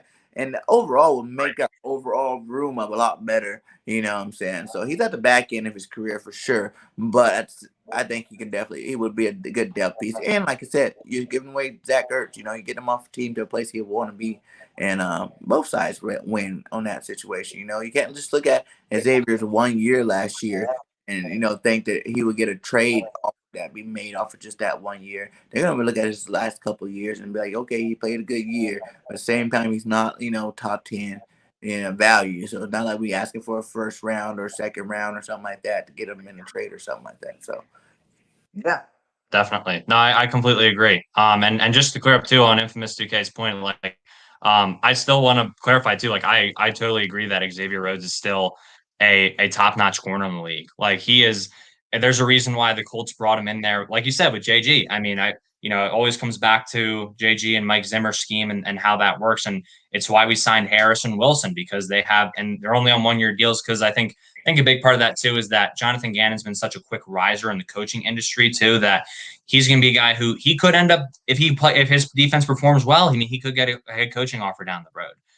So, I mean, you bring these guys in here on short-term deals and guys who know his scheme right now and have familiarity with it. But yeah, I mean, it would make a lot of sense if we could get Xavier Rhodes over here. And like I said, like still a top-notch corner. Infamous 2K said it. He's still a guy who passer rating allowed, completion percentage targeted, yards on separation and all that. Still a top corner in the league. I would say he's probably, even though I don't think he's top 10, I'd still say he's like top 20, top 25 possibly. He's definitely one of the better number one corners in the league today. So props to him, man. I mean, he's still playing. Yeah, and I definitely wanted Howard over him. I still want Howard if there's a way we can get it to work out. I don't care. So make Nelson hit that slot, baby. That's what you are. You are starting slot. Thank Yeah. you for coming over, big. You know, cause that money we gave him isn't that much. It'd be like, okay, you're guaranteed because we got Howard still. You know what I'm saying? I'm not even Mhm. saying it's still not out of the realm of getting them. You know what I'm saying? Like people always look at the money situation, but offsets, you know, Howard can make money disappear. You know, he's really good at it. If you haven't noticed, Yes. over the cap $70 million, like, and we had the money, and look at the free agents we already picked up. You know, so obviously he knows how to move that money around. And with the right trade, you maybe even get Miami to pay some of that salary. You know what I'm saying? You got to split the salary this year. You know what I'm saying? So, and we got him, baby. Woo, buddy. Talk about having the best secondary in the league and the best secondary on the team for our team in a Yeah. long time, man. That would be a dream come true. You know, how do you feel Right. about the practices coming up in training camp with the Jets and Patriots? Yeah, man. I mean, real quick, just too on the Howie thing. I mean, I think people forget, like they say, oh, we're this much deep in cap space. Oh, he's never gonna be able to get even Howie couldn't get us out of this. But like I think that, you look at Howie, he is so good at making, like you said, he's so good at making money disappear, but he understands that time never ends. You can always move money to the next year. Like that's the great thing about cap space and restructures and all this. Like you can just keep making it next offseason's problem and next offseason's problem. Like, Mm-hmm. I think Howie understands that. I think other GMs think we got to get this problem fixed now, but Howie understands that. So yeah, talking about the Jets and the Patriots, we're doing joint practices with both of them. Is that correct? Yes. Yeah. So, I mean, I think it's great. I mean, I think it's going to be good to see Bill Belichick, who's, kind of a, reserved, laid back type of guy for the most part, while he is like, he does have very specific, you know, he has a way he wants to get things done. He's also a guy, he's like very, very calm, especially on the field. I've heard he's a great guy behind the scenes, but like Sirianni, a high energy type of Mm-hmm. guy, very big culture type of guy, that two very different ways they want to implement their culture. But at the end of the day, both of them like preach competition. They preach it. So, while they do it in different ways, I'm excited to see. I'm excited to see our guys go up against Gilly Lock. I mean, Gilly Lock is obviously top corner in the league. He's playing with a chip on his shoulder because he hasn't gotten paid yet, and he, Mm-hmm. he deserves to get paid. He's in a phenomenal corner. But we're going to see Devontae go up against him in practice. It's going to be Oh great for yeah. him to get reps. It's going to be great for Rager to get reps. I mean, they have a good secondary overall. Like I think the wide receiver cornerback competition in that specific joint practice is going to be really really key to watch, as well as the offensive defensive line, because I think our offensive defensive line compare well to theirs, and I think you're going to see a lot of guys going at it. So I'm excited to see that. And again, Josh McDaniels, like just a guy who can pick his brain a little bit. He's a guy who's just such a smart offensive mind. He just didn't work out as a head coach because he's a guy who just couldn't really motivate his players. But he was, again, never his players have never been more prepared to play a game. So then, going on the Jets, I mean, you got Robert Salah, another, him and Sirianni, very similar energy levels, right? But offensive versus defensive mind, how are those joint practices going to go when they scrimmage a little bit too? Interested to see, especially because they're going to play a preseason game. What kind of, obviously they're not going to be game planning for each other, but like what kind of things will they try out that they wouldn't try out in a regular season game? So Yeah. you're going to throw all your, you're going to try out some things that are unconventional. You wouldn't usually try out, but we'll see. I mean, they've got a lot of young guys. We've got a lot of young guys. A lot of guys are going to be competing for spots. It's going to get feisty, I think, in that. So I'm interested to see it, man. What do you think?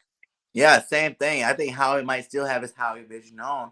You know, getting that good look at Mr. Yeah. Gilmore. Because that's another guy, man. Gilmore wants to get Yeah. paid, but Gilmore will be worth all the penny to pay him too. You know what I'm saying? And Right. I think you probably even give up a little less. He's a little bit older. You have to give up a little bit less to get him than if you were to try to go get Howard. You know what I'm saying? But that'd be Right. another great lockdown, where you have no worries about our secondary for the next 2 years for sure, as long as they stay healthy. So I don't know. I see Howie out there checking it out, you know what I'm saying? Seeing what's going on.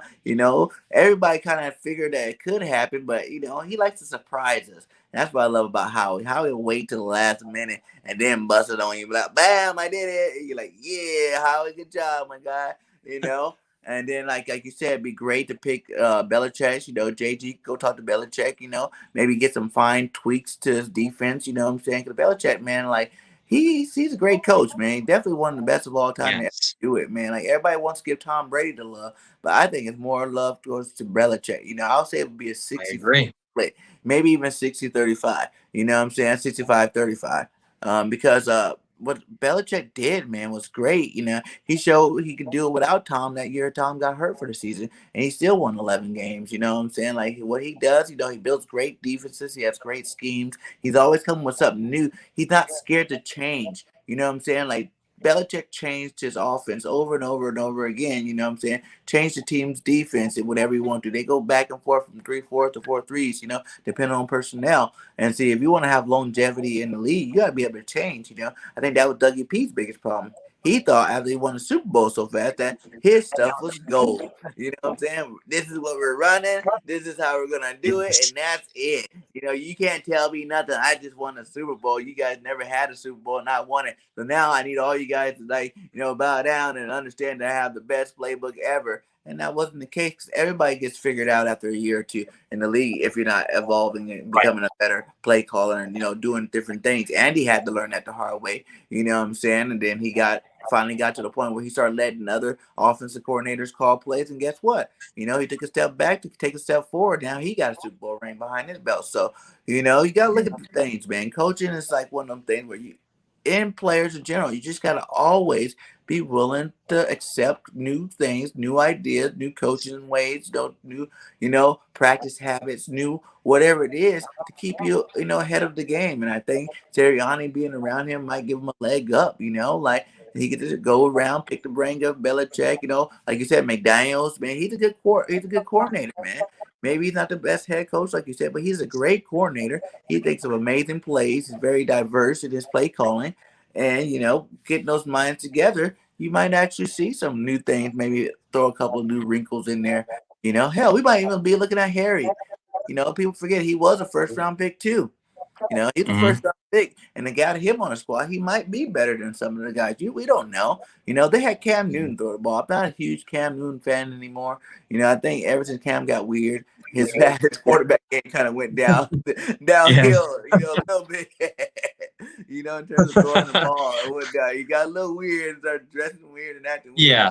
His quarterback game, which is not bad. He was an MVP candidate or something like that, or he won the MVP one or the two. You know what I'm saying? He did great when Mm-hmm. he was good, when he was a man in Carolina. But, I think we're looking at like he started getting into other interests. And once you're not focused 100% on football, that's when your game start really coming down. Like that's a sport you have to be 100% dedicated to all the time. You know what I'm saying? You got to keep your head in the books. You got to try to find the next way you can get a defense, catch a defense slipping. You know what I'm saying? You got to find the next way. You get your receiver open, or a new code that you can do with your receiver. Panics and notes, all that stuff matters. And I think Cam kind of took it for advantage, and for the whole last year too. A lot of players didn't even play for the Patriots last year. A lot of players opted out. Yes.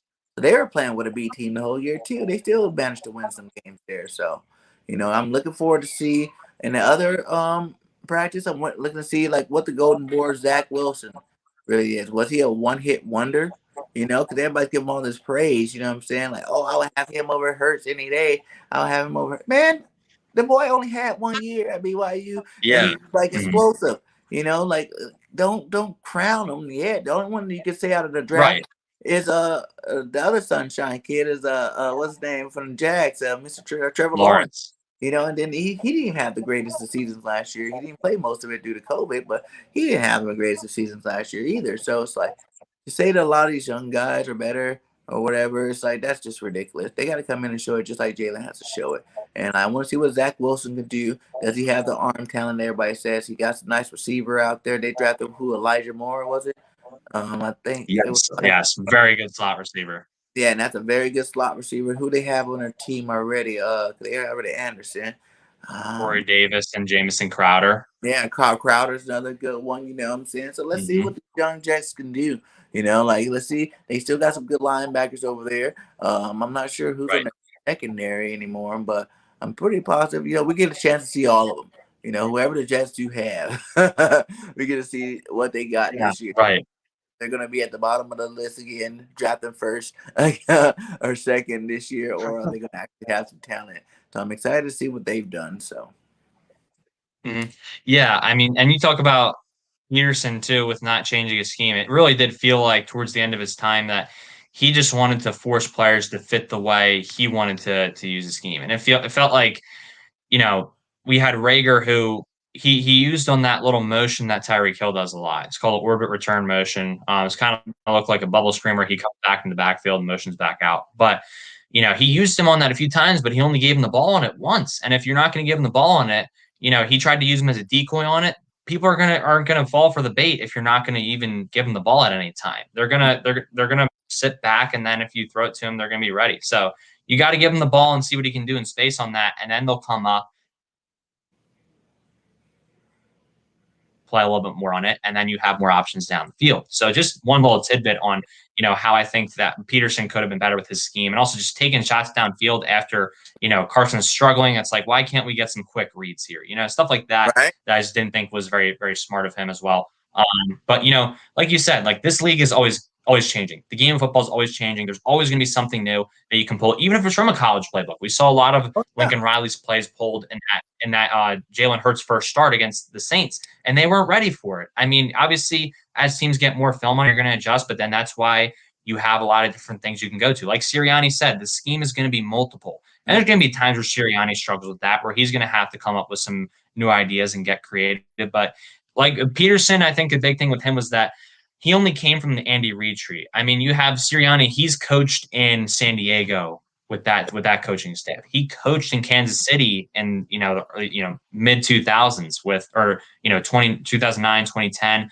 He was the quarterback's coach, and Matt Castle had his best year of his career when Sirianni was his quarterback's coach. I mean, the wide receivers, you look at when Sirianni was a wide receivers coach in San Diego, Travis Benjamin, Keenan Allen, all having career, Tyrell Williams, all having career years under Sirianni as a coach. He's a guy like, not only can he coach these individual players up, but I think he's going to pull ideas from the previous spots he's been at. I mean, look at the Colts. I mean, they had 3 different quarterbacks. They played it 3 different ways each year. He knows how to switch things up. He knows what to go to fit the personnel of his team, especially the quarterback. So I think he's a guy who, again, he has the ability to be multiple and keep thinking of new ways to implement these new ideas into his scheme and implement ideas that will benefit his players. And I think Gannon too. I think Gannon has a lot of ideas from his time in Minnesota, from his time in Indianapolis that he's going to implement. Like I think, again, that stand-up rusher role that I think he's going to implement with Kerrigan. I think you're also going to see Jannard Avery in that role, who was not really a fit for Jim Schwartz's scheme as put your hand in the dirt rusher type of guy. And I think you're going to see Patrick Johnson, our 7th round pick, playing that hybrid type of role too from Tulane, because he was a hybrid type of guy. In college, he played on the interior. He played in that stand-up rush role. He put his hand in the dirt at times. I even saw him go out to the boundary and cover Kenny Gainwell at one point and then blow up a screenplay to him. So like he's a guy who can also play that role. Like I think point being, you have a lot of different ideas, a lot of different things. You can get creative in the NFL. I mean, there's a lot of versatility and a lot of variety of things you can do with the same ideas, but also just thinking of new ideas off of those same things so that you can make sure that you're giving them a similar look. I think this is what Sean McVay does so well. You give them a similar look, but do so many different things off of it. So I think that's what I'm excited about this year, whereas I think Peterson didn't really do it as much. Yeah, and even Brad Johnson, is that his name? Brad Johnson, the quarterback coach, he came from Florida. Look how many first round picks, Florida had this year, you know what I'm saying? Yeah. Like you got Pitts out there. You had Kadarius Toney, and I guess Grimes wasn't a first round pick, but he was a great receiver too, you know what I'm saying, for Florida. Like Florida had very diverse offense over there. So you're bringing in some of that college, toolish coming into the pros this year too. Where you can pick his brain. How'd you get Pitts open all the time? How was, Grimes still a success, even though you had picks in Kadarius Toney? You know what I'm saying? Like I was high on Toney in the 2nd round. Like if we would have went CB first round and we would have got Kadarius Toney in the 2nd round, I would have been good. I think I've been over the moon. Getting them in the 1st round, that's a stretch for me. That's a stretch, but he definitely is a playmaker. You know what I'm saying? And hopefully he doesn't do that great against us this year. But I got a sweep in the Giants, baby. So hopefully that works out. How do you see our division shaping out? Like I see it, we're gonna sweep the Giants. We might sweep the Cowgirls and split with the Washington, or one of those two. Sure. 2 sweeps and a split, depending on Washington and Cowgirls how they're doing. Right. So I think Washington first I'll tackle. Yeah, I really like Washington's team this year. I mean, obviously the defensive side of the ball is really stacked. I mean, the front 4 especially, they got Jamin Davis. They really needed some help at the 2nd level at the linebackers. They got him in there. Maybe it was a little bit early, but they still got him in there. And, the secondary is a little bit better this year. I believe they added a few guys there. They added Benjamin St. Juste as well, who I really liked in the third round. I was hoping we would pick him at some point, but he's a guy who I think has starting outside potential. So, you have that. And I mean, Jack Del Rio is a really smart defensive coordinator. He is. I mean, he's just more fit to be a defensive coordinator than he was to be a head coach. You got Ron Rivera, who's just a fighter leading that team, and Scott Turner, offensive coordinator. I think he did a really good job using McKissick and Gibson in those two running back sets last year. You added De'Ami Brown to that wide receiver core. You added Curtis Samuel, who's a versatile weapon. You have Terry McLaurin.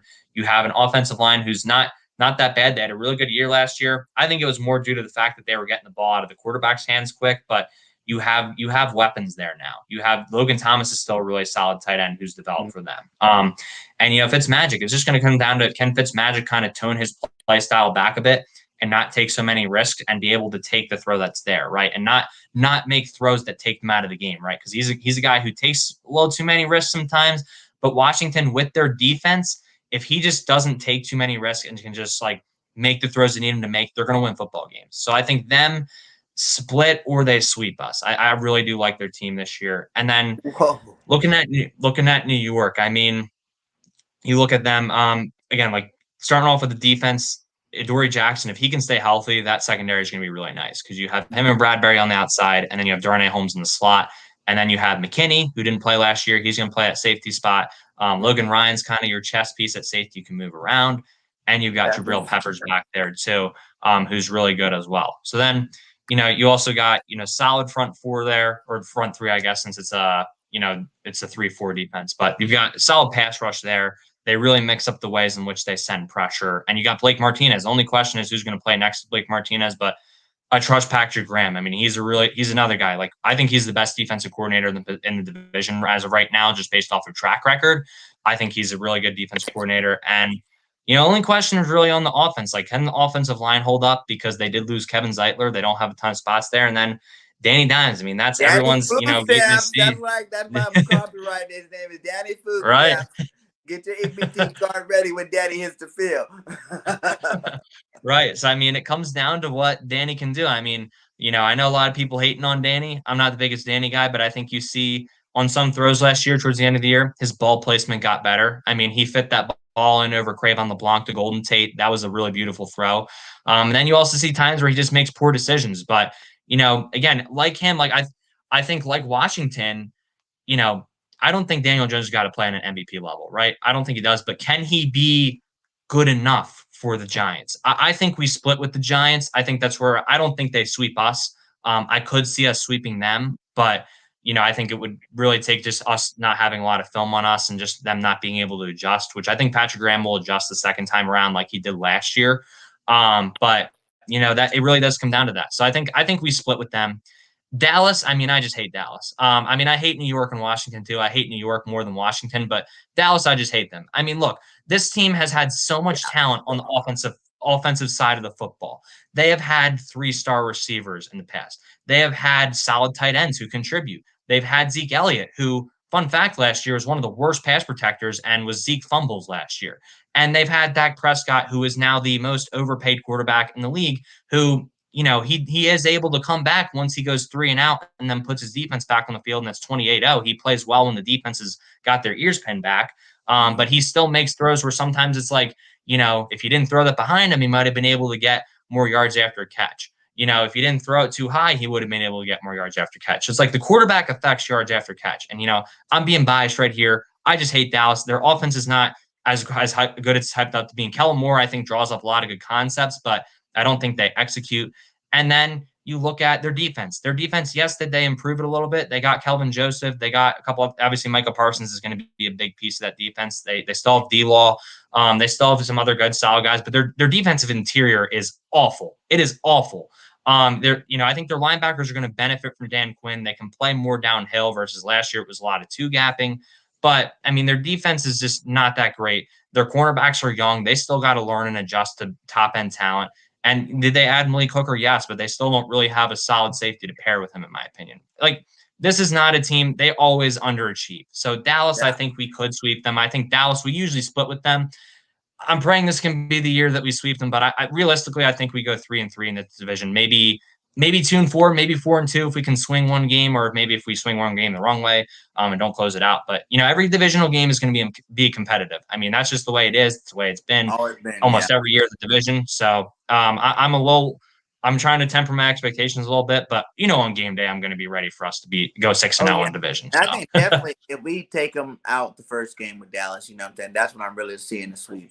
You know what I'm saying? Because I think that yes, last game of the season, the only way they're winning is if our record's good enough where we already got our position in the playoffs, that we yeah, start to match that game and then they win that game out. You know what I'm saying? But other than that, I think by that time, we'll know the team and how we are at that time.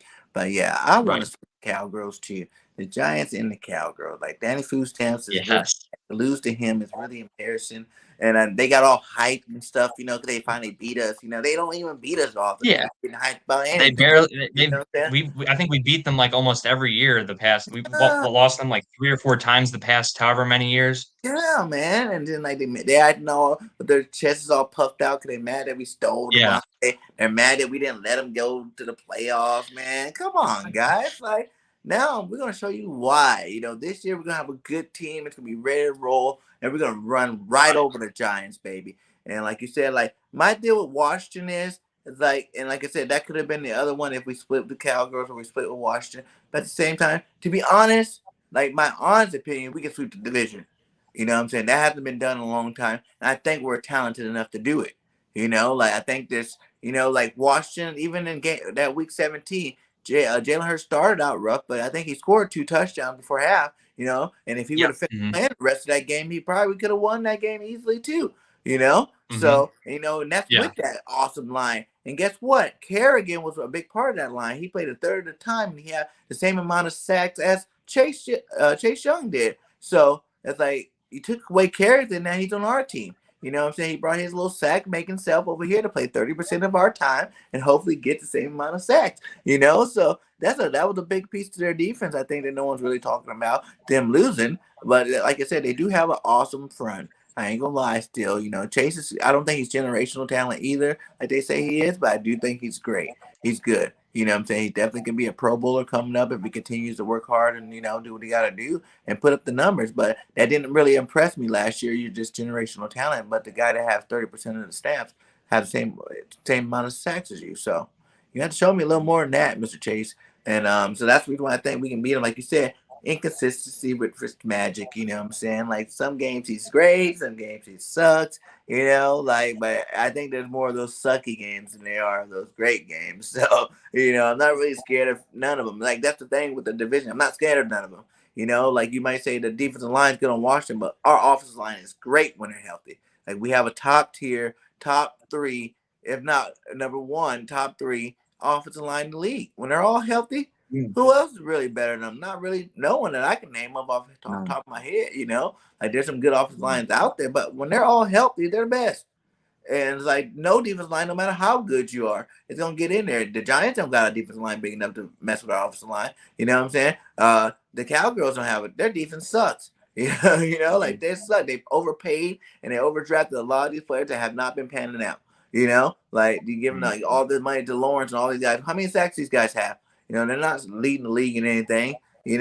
So I'm not scared of the paper champs ever. And I want to sweep them too. I'm not scared of the Washington no-namers to get a name first before they try to come at us with some respect. You know what I'm saying? Like, and Danny Stamps, Right. the whole reason why the Giants, like, I'm a huge Adoree Jackson fan. That's my boy from USC. Much love to Adoree. But that's the only person I'm giving Mhm. love to on that team. You know what I'm saying? Like, Right. Right. it's not fair.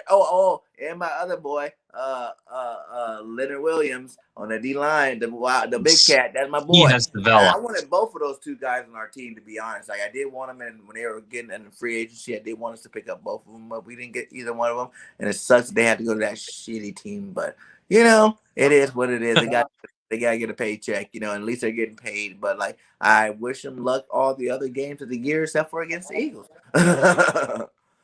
Right. Yeah. I mean, and going off your point on best offensive line too, that Cowboys offensive line is one injury away from being straight garbage. I mean, we saw it last year when they had one or two guys go out like significant pieces.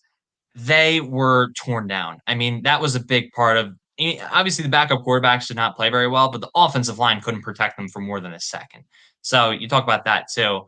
Yeah, I mean, I know Vic 3 and Infamous 2K going at it about the Giants right now. Hey, everyone's everyone's gonna have their opinion, but I mean, you look at the Giants, like you said, BIRDGANG. I mean, they've got Leonard Williams over there, they've got Bradbury, they've got Adoree, so they've got some names over there.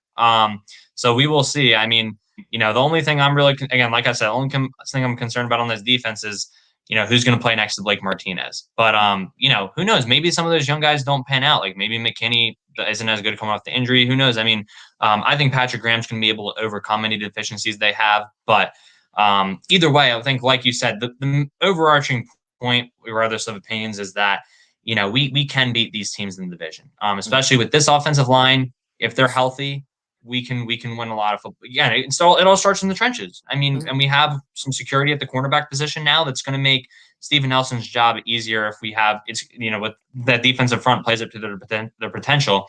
It's going to make his job easier. It's going to make big play Slay's job easier. It's going to make Maddox's job in the slot easier. And then that translates to the safeties. I mean, Anthony Harris had a little bit of a rough year in Minnesota, but that's because the whole Minnesota defense did, and they did not execute for Mike Zimmer.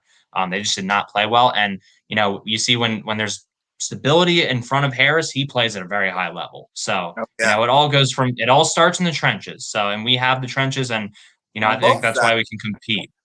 Yeah, exactly. On both sides. That's what it takes to win, is have both sides be dominant. And right now the Eagles have that. So to say that anybody can beat us is kind of like, I'll wait and see. That's why I got our record prediction so high. Right. And 12-5, 13-4 in that range. You know what I'm saying? Because it's gonna take a lot to beat us. You know what I'm saying? Like, it's not gonna be no walk in the park. Yeah. You know what I'm saying? You're not coming here running all over us or passing all over us. Now that we got that second CB spot locked, that just helped the line out, which in turn to help the CBs out. You know what I'm saying? Because now the CBs can hold up that extra second to let the line get to the quarterback and get more sacks. Exactly. And we're going to be blitzing a lot more. You know what I'm saying? We might even start seeing some of the old Eagles defense. Like, I was talking to Corey about that earlier. Man, we used to have dominant DBs and dominant D lines. You know what I'm saying? We had that one good linebacker, a couple good linebackers back there too, but Trotter was the main piece there. And we kind of got that Trotter and Wilson now. Singleton had a decent year last year. And Edwards, or Devontae, or one of these young guys. I don't really care who actually comes in that other spot, as long as they're playing and they're playing good at a high level. And that all together is going to make our defense one of the best in the league. Of that old line we got, as long as they all stay healthy, that alone gives you wins. Like, you don't have to be a superstar quarterback to win games with a good offensive line. There's been plenty of teams that have, crappy quarterbacks and still won Super Bowls. You know what I'm saying? Like, what Trent Dilfer wasn't that great when he won his quarterback, but they had an awesome defense and an awesome line and a good running game. And that's really the formula to win a lot of games in the NFL, controlling the clock, and taking the ball away on defense. And right now, we look like we got players that can do both. Everybody down on big play safe, but I think he's going to have a really bounce back year this year. He's tired of hearing all the noise about him sucking last year. And, like, in my opinion, he didn't even suck. I agree. He was tired at the end of the year, and then he got torched by Devontae Adams, which had, the best, 18 touchdowns. Meaning he had scored a touchdown every game and a couple of games twice. You know what I'm saying? So that means he scored touchdowns on everybody he faced. So what's the big deal? Yeah. And I just want to touch on one point you made too about the quarterbacks. I mean, you look at Brady, the first Super Bowl he won. He was not that great that year. I mean, they had, and I'm not taking anything away from Brady, just to clarify, because everyone's going to get upset. But I mean, you look at the defense that Belichick put out there. In that Super Bowl they won, I believe I want to say they had a big special teams play that set them up in the red zone, and I think they had a pick six as well. So, I mean, they got it done in the other phases of the game, and Brady made the throws he didn't make. Even Garoppolo didn't win the Super Bowl. He was one throw away from winning it, but also the defense did let up that lead.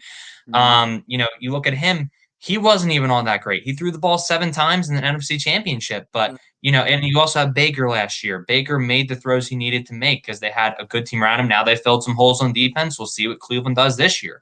But, point being, I like the point you made about Trent Dilfer because, you look at, and I agree uncensored. I didn't want to say it because I think I was going to get hate for it, but the Pats defense was insane. They And were that's insane in that early 2000s era. I mean, Ty Law and all those guys got the yeah. job done. So And I'm glad. Vinatieri I won feel those welcome. field goals, man. All them long ass kicks he kicked. Yeah, Brady didn't get them I close. He couldn't move the ball that much, man. They got turnovers, so they were close to the 50 already. And yeah, he might have completed a pass or two, but Vinatieri kicked all them good, man. If you look at his stats, like you were saying at the beginning, Freddie wasn't throwing for 4,000 yards his first couple of years, man. exactly, He was like a exactly, 3,000, low 3,000 yard quarterback. You know what I'm saying? 24 touchdowns, 25 touchdowns here and there. But he's a champion, yes.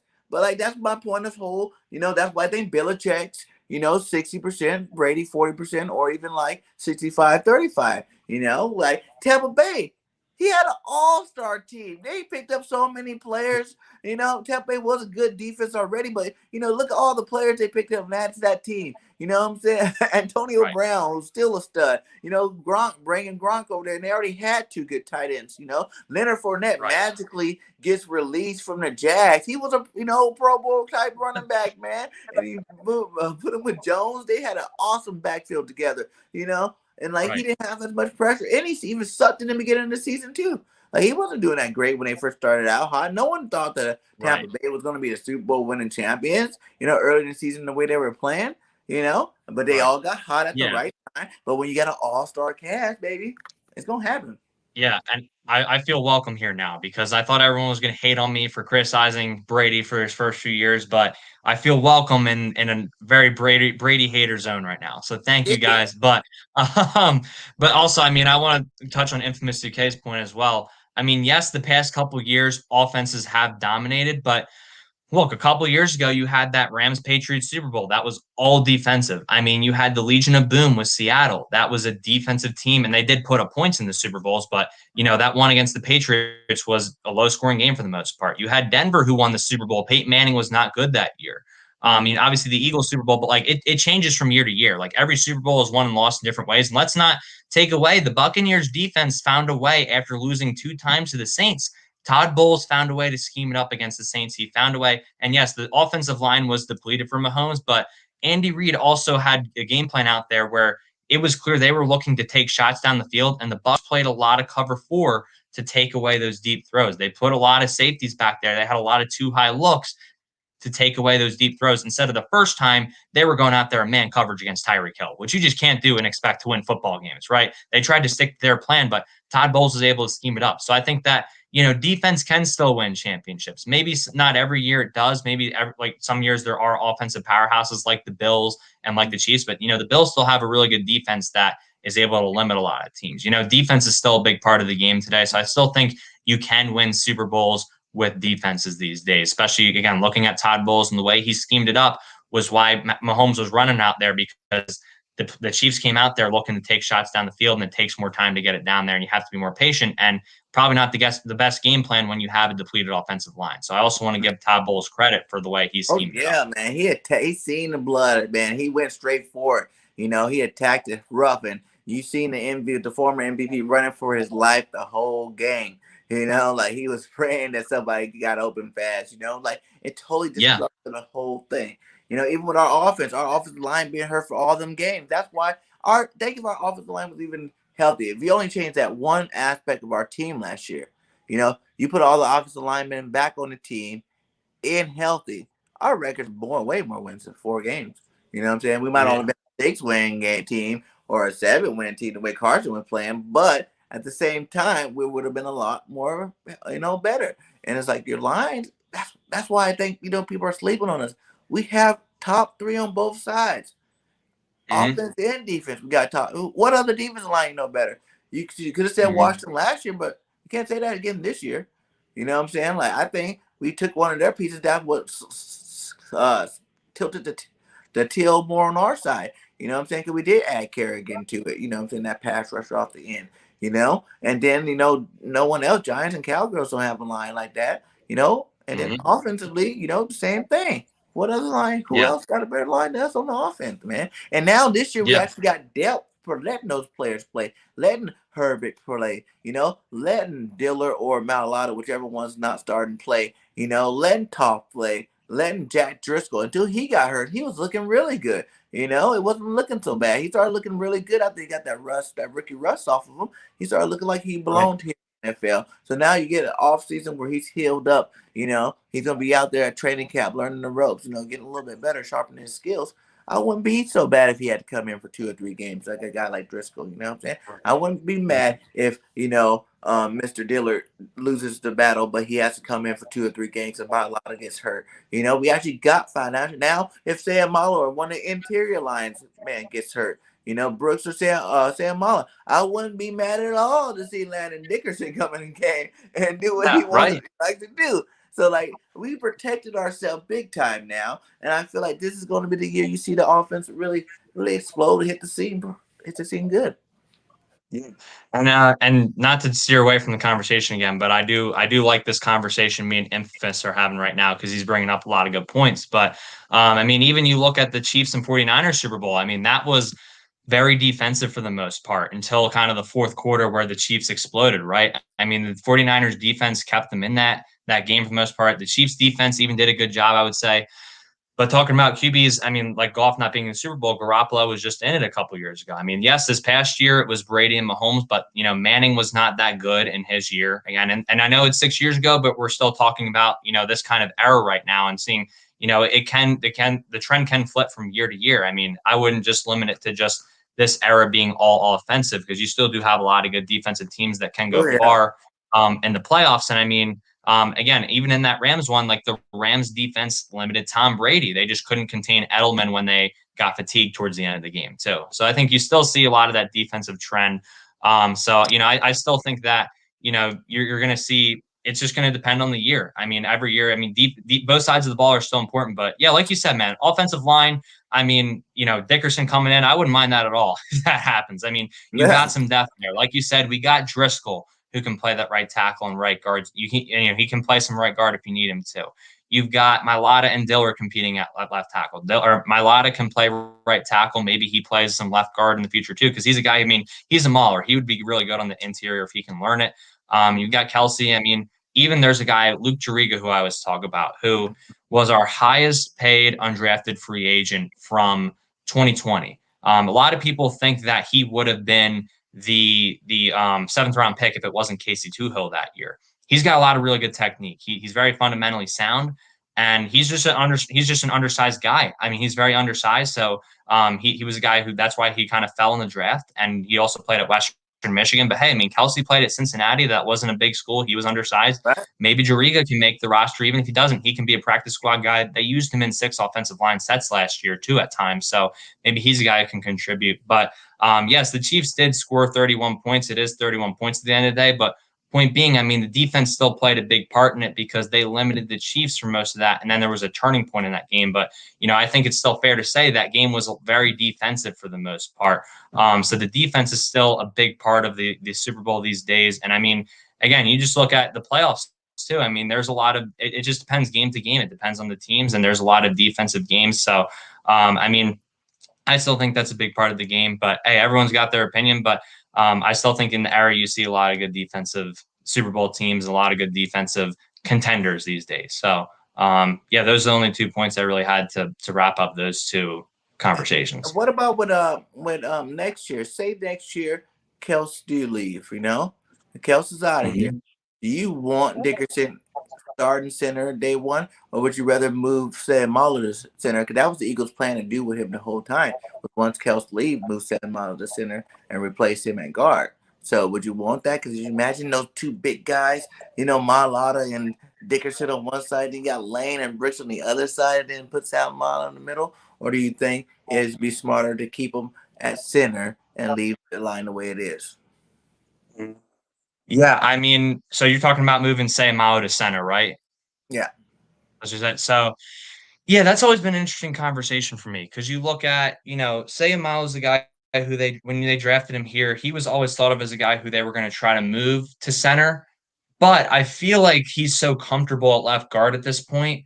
Maybe you don't want to move him around just because he has that familiarity there. But I think that Sam Malu, he's a guy who, if they need him to, I mean, I think he'd still be willing to, and it's not a major adjustment. It's just how much do we trust him with? Because at center, you got to call the shots. You got to point out the mic. You're kind of the one who sets up the run game for everyone and sets up how the run blocking goes. Because if you don't identify the right mic or you don't make the right call on what the pass protection is going to look like, you might be in trouble. And that most teams run their pass protection and their run game through their center. That's kind of who sets it up. So can Sayamalo do that? I mean, he's been next to Kelsey for all these Yeah. years. He's a guy who would have that knowledge, but Dickerson I think would too. So Mhm. I think it just comes down to what the team needs. Maybe they don't want to move Sayamalu. Maybe they do move Sayamalu to center, keep Dickerson at right guard or something, and they move Mailata inside. Because like we both talked about, like Mailata's a mauler. He can play on that interior. He's a guy who can definitely, we haven't seen him play on the interior at the NFL level, but he's still a guy who can, with his size, I think would translate well on the inside. Because it's also you're not having to make as many steps. You're not risking that might overset a few times and then get beat inside. That's not as much of a problem. So, it just comes down to him learning the position. Do we want to do that at that point? But yeah, I mean, I think it's definitely a possibility. I think it's definitely possible if Kelsey, might not be around here much longer. So I think it's definitely something they could consider. All right, man. Yeah, I agree. And I didn't think about that too. Moving Mailata to guard and having Landon be the Mhm. center and Mailata guard. And hey, maybe then you let Andre Dillard go ahead and be the left tackle, and you move on with Mhm. Salamalo there. That'd be a good predicament too. And that'd be even bigger line. Mhm. You know what I'm saying? Now you got all big boys across the front. Yeah. We were just back in the Cowboy days when he had the Lets and all them guys, where they had holes the side of buses can drive through. That's why Emmitt Smith had all them yards. So, hey, man, that's Right. good stuff. Good stuff, man. Now Mhm. when you come to the show, yeah, I know you've been ready for it. You've been, keep your mind ready because I'm going to ask you. I need your all-time Eagles team. You know what I'm saying? The all-time Eagles team that you got to give me Man. of all time. You can use any player from any era you want to. Mostly, like I like, if it sticks to like your favorite that you actually watch. But if you want to throw an old timer in there just to make the team that much sweeter, there's no wrong answers. There's no wrong teams because all these guys are great no matter who you pick. So we're gonna start Yeah. out with the offense as always, and who your two quarterback, who's your starter, and who's your backup on this all-time team. Oh, I mean, I'm a big Cunningham guy. I've always loved Randall Cunningham. I mean, I never got to watch him play, but he's a guy. I mean, maybe he doesn't have the same numbers as some of the other Eagles quarterbacks all time, but just off of bias, I'm going Randall. And then, off of numbers, I mean, I know McNabb had his ups and downs, but I watched him as a kid. So again, another bias pick. I'd probably have to go with McNabb, but he still had his good moments with the Eagles. I'm not the biggest McNabb fan anymore, just as I've gotten older, but I'd probably go Cunningham, McNabb. Maybe those aren't the two best in Eagles history, but those are my guys. So I gotta go with I, them. What I about like you? that. Yeah, that's good right there. You know what I'm saying? That's definitely a good 1-2 punch. You could definitely get 1-2 punch. Let's go to running back. Give me three of them. All right. Oh, I love B West. I love B West. I mean, I gotta go B West for one of them. Obviously, Steve Van Buren's got to get a spot because he's just one of the all-time greats. And then, um, man, I mean, it comes down to LaShawn McCoy and Wilbur Montgomery. I mean, that's a tough ask. I mean, maybe B West. I know I'm being biased because he was my childhood guy, but like I'll go biased again just because no disrespect to Wilbert, but again, I watched LaShawn play. I have my LaShawn jersey in my This is closet. your I love list, LaShawn. and this is a very respectable list. If you didn't make the cut, that's fine, because I guarantee I have how many lives here racked up. I'm pretty sure you made the list on one of them. You know what I'm saying? So don't worry about the bias part of it. Just give me a straight shot, baby. It's a I straight shot. got you. So now we're going. So you got what you say? B West, Shady, and Montgomery. All right. So give me the Yeah. two tight ends starting on this offense. Oh, I mean, I got to go Ertz for one of them. Ertz is the man. I mean, I'll go biased again. Brent Selleck, man. Brent Selleck. Love Brent as a kid. Hard to All not right. pick him. I like Yeah. it. I like it. Four receivers. Four receivers. All right. Well, Carmichael, I mean, obviously, you got to pick him. You got to get that go up and get it type of guy. Tommy McDonald, that's another Eagles great. Got to pick him. And then my two other ones are my two childhood heroes, man. D Jackson and Macklin. Easy. Yeah. I like it. I like it. Offensive line, big guy. Offensive line. I'm going with two of the recents here. I'm going to go Jason Peters and Lane Johnson for my tackle position. Okay. I'm going Jason Kelsey for my center spot as well. Okay. And then, I mean, it's hard not to pick Brandon Brooks either. I mean, Brandon Brooks is the man. So I guess the only one I don't have is left guard. Trying to think who I think Trey Thomas played guard when I was a kid, right? I believe he was a guard. If not, we're gonna slide him in there. We're gonna make him play guard on my all-time team. Oh, you're moving Trey Thomas inside the guard on the team. That's the first. I like it. I like it. We had a lot of good guards. Mayberry. We had Yes, Mayberry was good.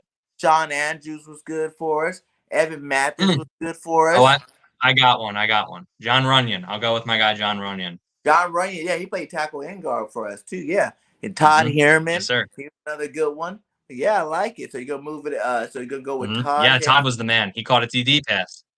Yeah, let's go to the defensive side. Give me your defensive front four. I mean, Reggie White, Jerome Brown, obviously, those are two just givens right there. Probably Clyde Simmons I'm putting in there too. I mean, he's the man. Trying to think who else. I mean, I'm tempted to put Kirsch in there, but I want to show some respect to probably. I mean, Fletcher, when Fletcher was on in his prime, Fletcher Cox was hard to beat. So I'll go with Fletcher. I know, sorry, like 3 no TO. I probably should have put him in there, but like he's a guy I didn't watch him enough as a kid to love him as much as D Jackson Macklin. So right. So what was the four again? You said Simmons, White, Jerome Brown, and Cox. Yeah. All right, that's good, man. That's good because you can go a lot of different ways with that line there, man. There's a lot of great stuff down there. Let's go to your line. Give me your 3 linebackers. Oh man, so I got to go. Well, I met Bill Berge at an Eagles training camp one time, so he's got to be one of them. I mean, Seth Joyner's the man, both as an analyst and as a player. I love that guy. And then, I mean, the other one, I mean, Chuck Bednarik, he went to Penn. My dad went to Penn. He's an all-time Eagles great. So those are my three linebackers I'm going. Oh, he left Trotter off the list. I know. I love Trotter, though. I love Trotter.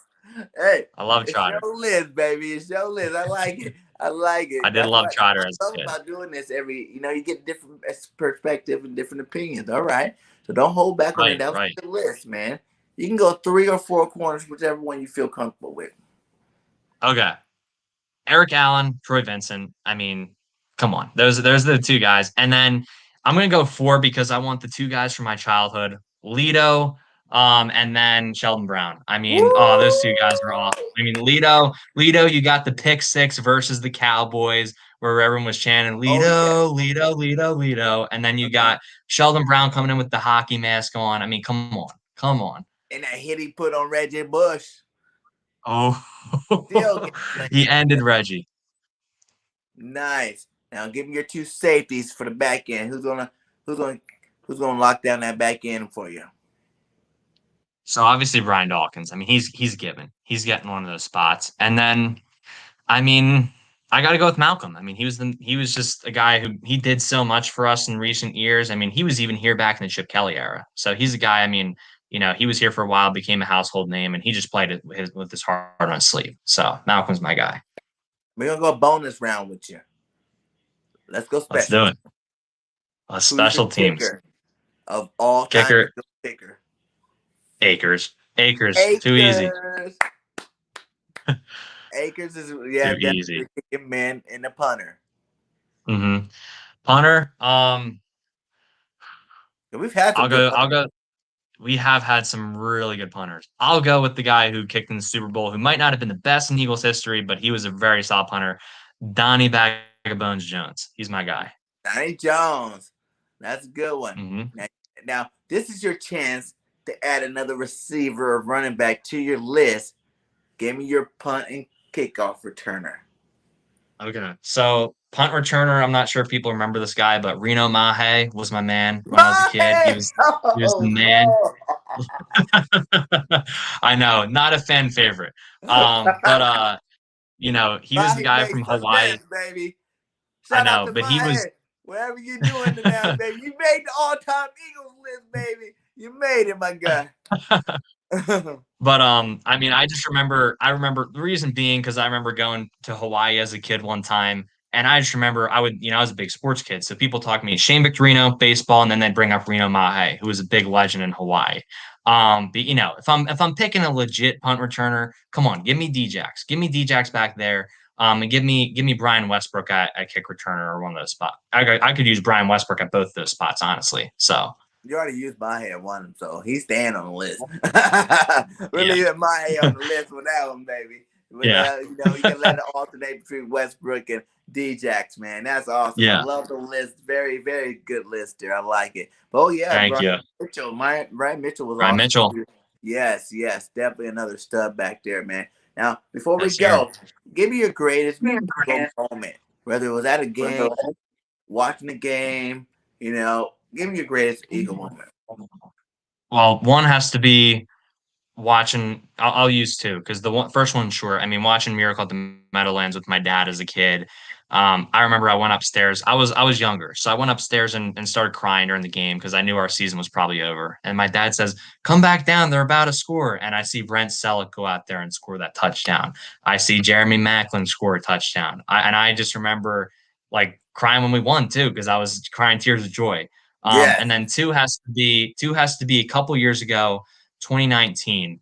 I went away to college. My dad and me and my dad have watched every Eagles game together, every single game. So, we're pretty close, and it's just been great being able to grow up watching the Eagles game with him. It's a blessing, and I didn't watch them with him because I was at the dorm the whole year. So then I came home for winter break, and we had got tickets in August. We said we're gonna go see this game together. We don't know what the deal is gonna be, but it was Eagles Cowboys Week 16, the practice squad and Carson Wentz, and we went and we got to the stadium at like 10 a.m.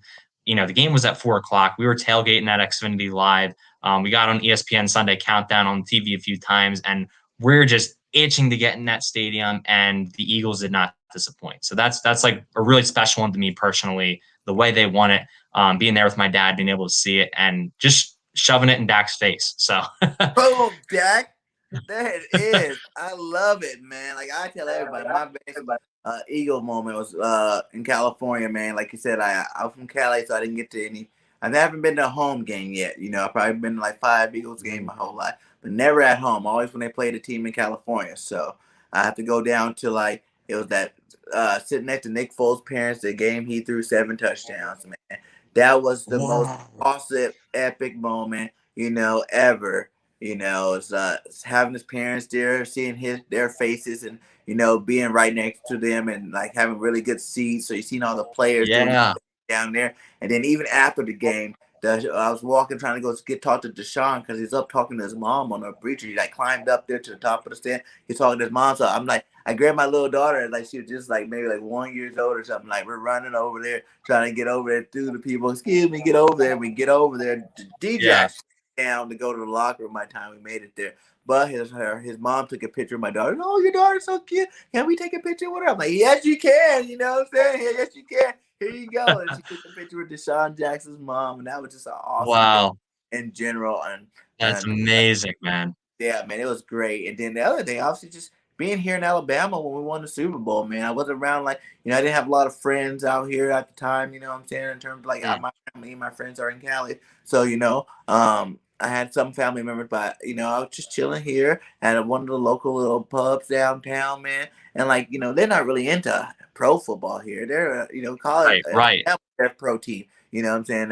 That's their pro team. So like it wasn't Yeah. like everybody else was just kind of like relaxing, watching the game as if it was something casual. You know what I'm saying? But I'm sitting there like in full geared up, full eagled out. You know what I'm saying? Like pacing, thinking like, Sir. oh no, please don't do this again. I'm thinking, Tom's gonna pull it off again. I'm like, no, I no, know. don't do it again, man. Please, we need the Super Bowl. We need the Super Bowl. Then that strip sack came, and I started erupting, man. And when we won, I was flying around that bar like a kid in a candy store, jumping all over the place. Everybody looking at me like I'm crazy. I'm like, you get a shot, you get a shot. We won, goddamn. I felt like I had just won the Super Bowl, man. Like I was Yeah. so hard, like because I was older. I was like, man, I hope I get to see one. I hope I get to see one because it was years, man. Right. I've been an Eagles fan for a long time. A lot of Yeah. losing seasons, man. Like a lot of losing seasons back in the days. People don't Yeah. realize that before that Andy Reid era, maybe a little before that, we were losing a lot of seasons, man. Like we had a lot of losses right the Yeah. Randall Cunningham. So like to finally get it to that point, and I felt like I won a Super Bowl myself. You know what I'm saying? I was ecstatic. Exactly. It was awesome, man. It was awesome, man. Those are Exactly. my two big moments and being an Eagles It's awesome, fan. man. But hey, Super cool about the Foles game. yeah, man, that was super awesome. Foles' parents are just ecstatic. I'm ecstatic for him. Yeah. Like, yes, say your boy. Yes, say your boy. I think my jersey, that Right. Foles jersey that I got in here is from. I had it on that game too when we watched it. So like, yeah, man, Foles, man, is the awesome man, greatest backup quarterback ever to play for us. And like, Yeah. and like, Facts. but I am kind of happy he didn't take the job and came back again. Because A, we would have had to pay him too much, and B, it's like, come on, man, yeah, you can't keep running down the same well. You guys try something new sometime, Right. and that's what we did. Exactly. So, hey, Yeah. Hunter, if you guys haven't subscribed to Hunter, please tell everybody where you at, my guy.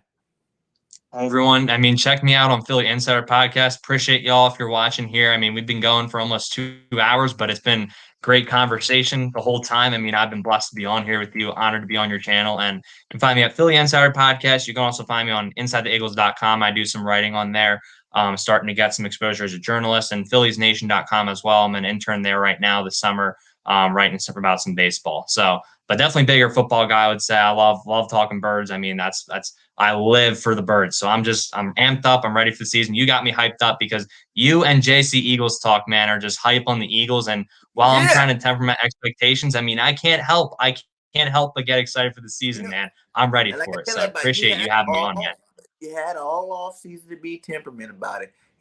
Training camp's in 2 days Yeah. away. All that hesitation need to go away.